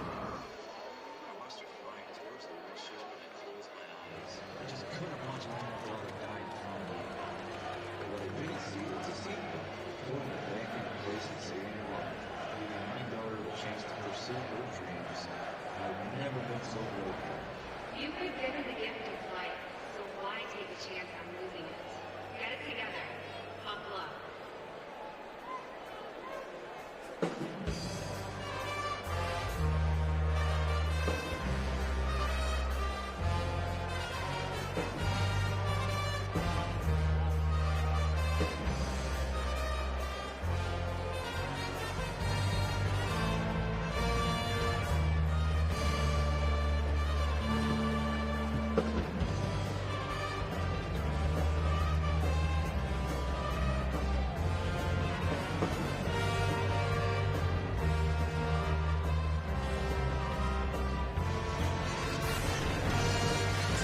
Welcome back to our second men's quarterfinal of the MAAC championship. Manhattan led by 4 at the intermission, but you can see that the Saints have dominated the second half. And time now to look at our Pepsi Max slam of the game. And for that, we go to the Conference Player of the Year, Alex Franklin, with Siena's first bucket of the game. At that point, Manhattan led 9-0. But the Pepsi Max slam of the game got the Saints on the board and got them going toward trying to come from behind to get this win. And that was one of their 21 offensive rebounds. So one of their keys was early energy. They didn't have that. That's why they had themselves in an uncomfortable position. Their second key was to be big. Well, you can't be any bigger than 21 offensive rebounds. When your offense is struggling, they've got guys that can go bail them out. Alex Franklin all season long has bailed them out with offensive rebounds and putbacks, as has Rossiter. He's gotten offensive rebounds here tonight. He just hasn't been able to convert those. Well, Rossiter has eased his way into another double-double, though. 10 points. He now has 19 double-doubles, most in the MAAC, and he has done that 14 of Siena's last 16 games. It's pretty good when you don't have necessarily one of your better games. And, oh, by the way, I got another double-double. I didn't play well, but I got a double-double. Messed around and got a double-double. Yeah, just kind of going about your business. And so now Siena will take some of the air out of the ball with 2:13 remaining in regulation. Moore tries a shovel pass, knocked away, and here comes Pickett. Reach-in foul from behind. And just the 4th turnover.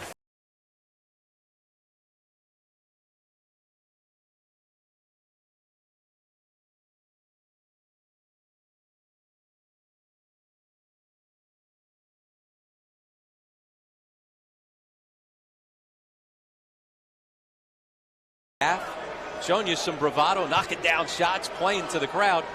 Problem is, you can't play to the crowd if you don't put the basketball in the basket. There are the long faces for the Jaspers, who came out and threw the first haymaker today. Not quite literally, I mean figuratively. And took it to the #1 seeds from Siena here on the Saints' home floor. But it appears the Saints will survive and advance and extend the nation's second longest home court winning streak with 36 games in a row. And these games in this tournament are considered home games for Siena when you talk about statistics. And as well, when you talk about RPI, and certainly the RPI comes into play not only if the Saints were to lose and whether or not they would still be alive for a potential at-large bid. And because the at-large pool is not as good as it usually is, a lot of people saying the worst bubble that we've seen in a long time. You know what? If Siena got to the championship game, I got to think that they would still be in consideration despite those losses. Certainly they would need a perfect storm for that to happen. But the RPI also very important if they do win the MAAC championship as to what type of seed that they're going to get. Well, it doesn't appear they will get the #9 seed as they did a year ago, which was unprecedented. But if Siena is to make it either as an at-large or as the champion, you wouldn't figure they'd be much better than what, maybe an 11? Yep, and when you look at Joe Lunardi's projected seeds in the bracket, that's about where he's had them over the last couple of weeks. Well, here are the Citizens Bank MAAC Basketball Championships brackets presented by Pepsi Max. It appears that the top-seeded Siena Saints will take on the 5th-seeded Rider Bronx tomorrow at 4 o'clock in the semifinals. And in the 2 regular season matchups, Siena had its way with Rider both times. I mean, just hammered them and did it down in Lawrenceville just a few days ago. And did it impressively. Edwin Ubelis coming out with a ton of energy in that ball game. They shot 61% in the first half. They were up by 19 at the break, stretched it out to 34. When they got the lead, they threw that first punch. Rider's knees wobbled, and then they went down for the count. I mean, it looked like they had packed it in. Since then, though, the Bronx, I'll tell you one thing, every time you think you have Rider figured out, you can't figure them out. Right. And so they bounced back, had a good finish to the game against Canisius, were able to survive in this first round against St. Peter's. And I'll tell you one thing, I think they will come out and show you some fight. I don't think you're going to find them down 34 tomorrow. And we should mention, I did see Ryan Thompson after the first game here today. Remember, if you've been watching right along, on a late slam dunk, Ryan was holding his hand. Ryan told me it's just a finger injury. It wasn't his hand, wasn't his wrist. But he certainly appears to be okay and ready to go for tomorrow's semifinal.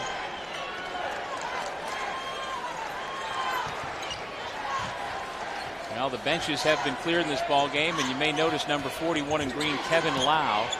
He has only one hand. He was born without a left hand, and yet he is the first Division I scholarship player with such a handicap that he does not see as a handicap.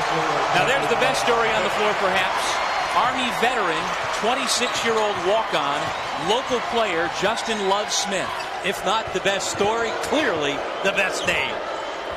His mother, who has since passed after giving birth to Justin Love Smith in Sacramento 26 years ago, was so in love with her baby boy, she didn't just name him Justin Smith, she was just in love with him, so he is Justin Love Smith. The 26-year-old walk-on, said the former U.S. Army veteran, served over in Iraq in 2006. You could see the crowd appreciating when he knocked in that shot. Well, he was a high school teammate here in the Capital Region at Columbia High School, the former Syracuse center, Craig Forth.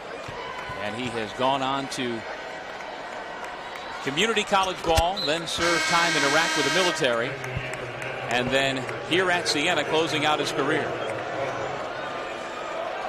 Now, we should mention that the Siena starters not only have been taken out of the game, but they've been sent to the locker room by Fran McCaffrey. Presumably to avoid the handshake line at the end, to keep from having any issues flare up. Yeah, and I'm not a big fan of that. You know, game's over. Go walk through, shake hands, show sportsmanship. I know what he's doing. Want to make sure that nothing happens, but I don't agree with that. Well, with 5 seconds remaining, dribbling it out is Jonathan Breeden, and the Saints survive and advance. On a game that there was a lot of talking, the Saints with the last word. Fran McCaffrey and Barry Rorson exchanged some words quickly. But Manhattan came out, showed some bravado, put Siena in an uncomfortable position early on. Credit Barry Rorson's team for showing some good energy, good enthusiasm right off the bat. In the end, though, too much effort on the offensive glass from the Saints, and when it counted, execution on the offensive end.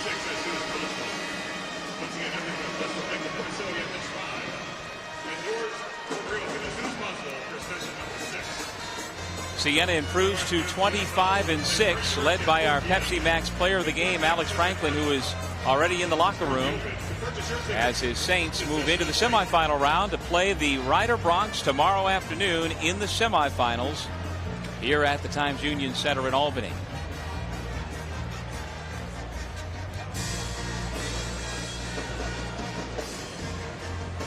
All right, now we go over to Vin, standing by with the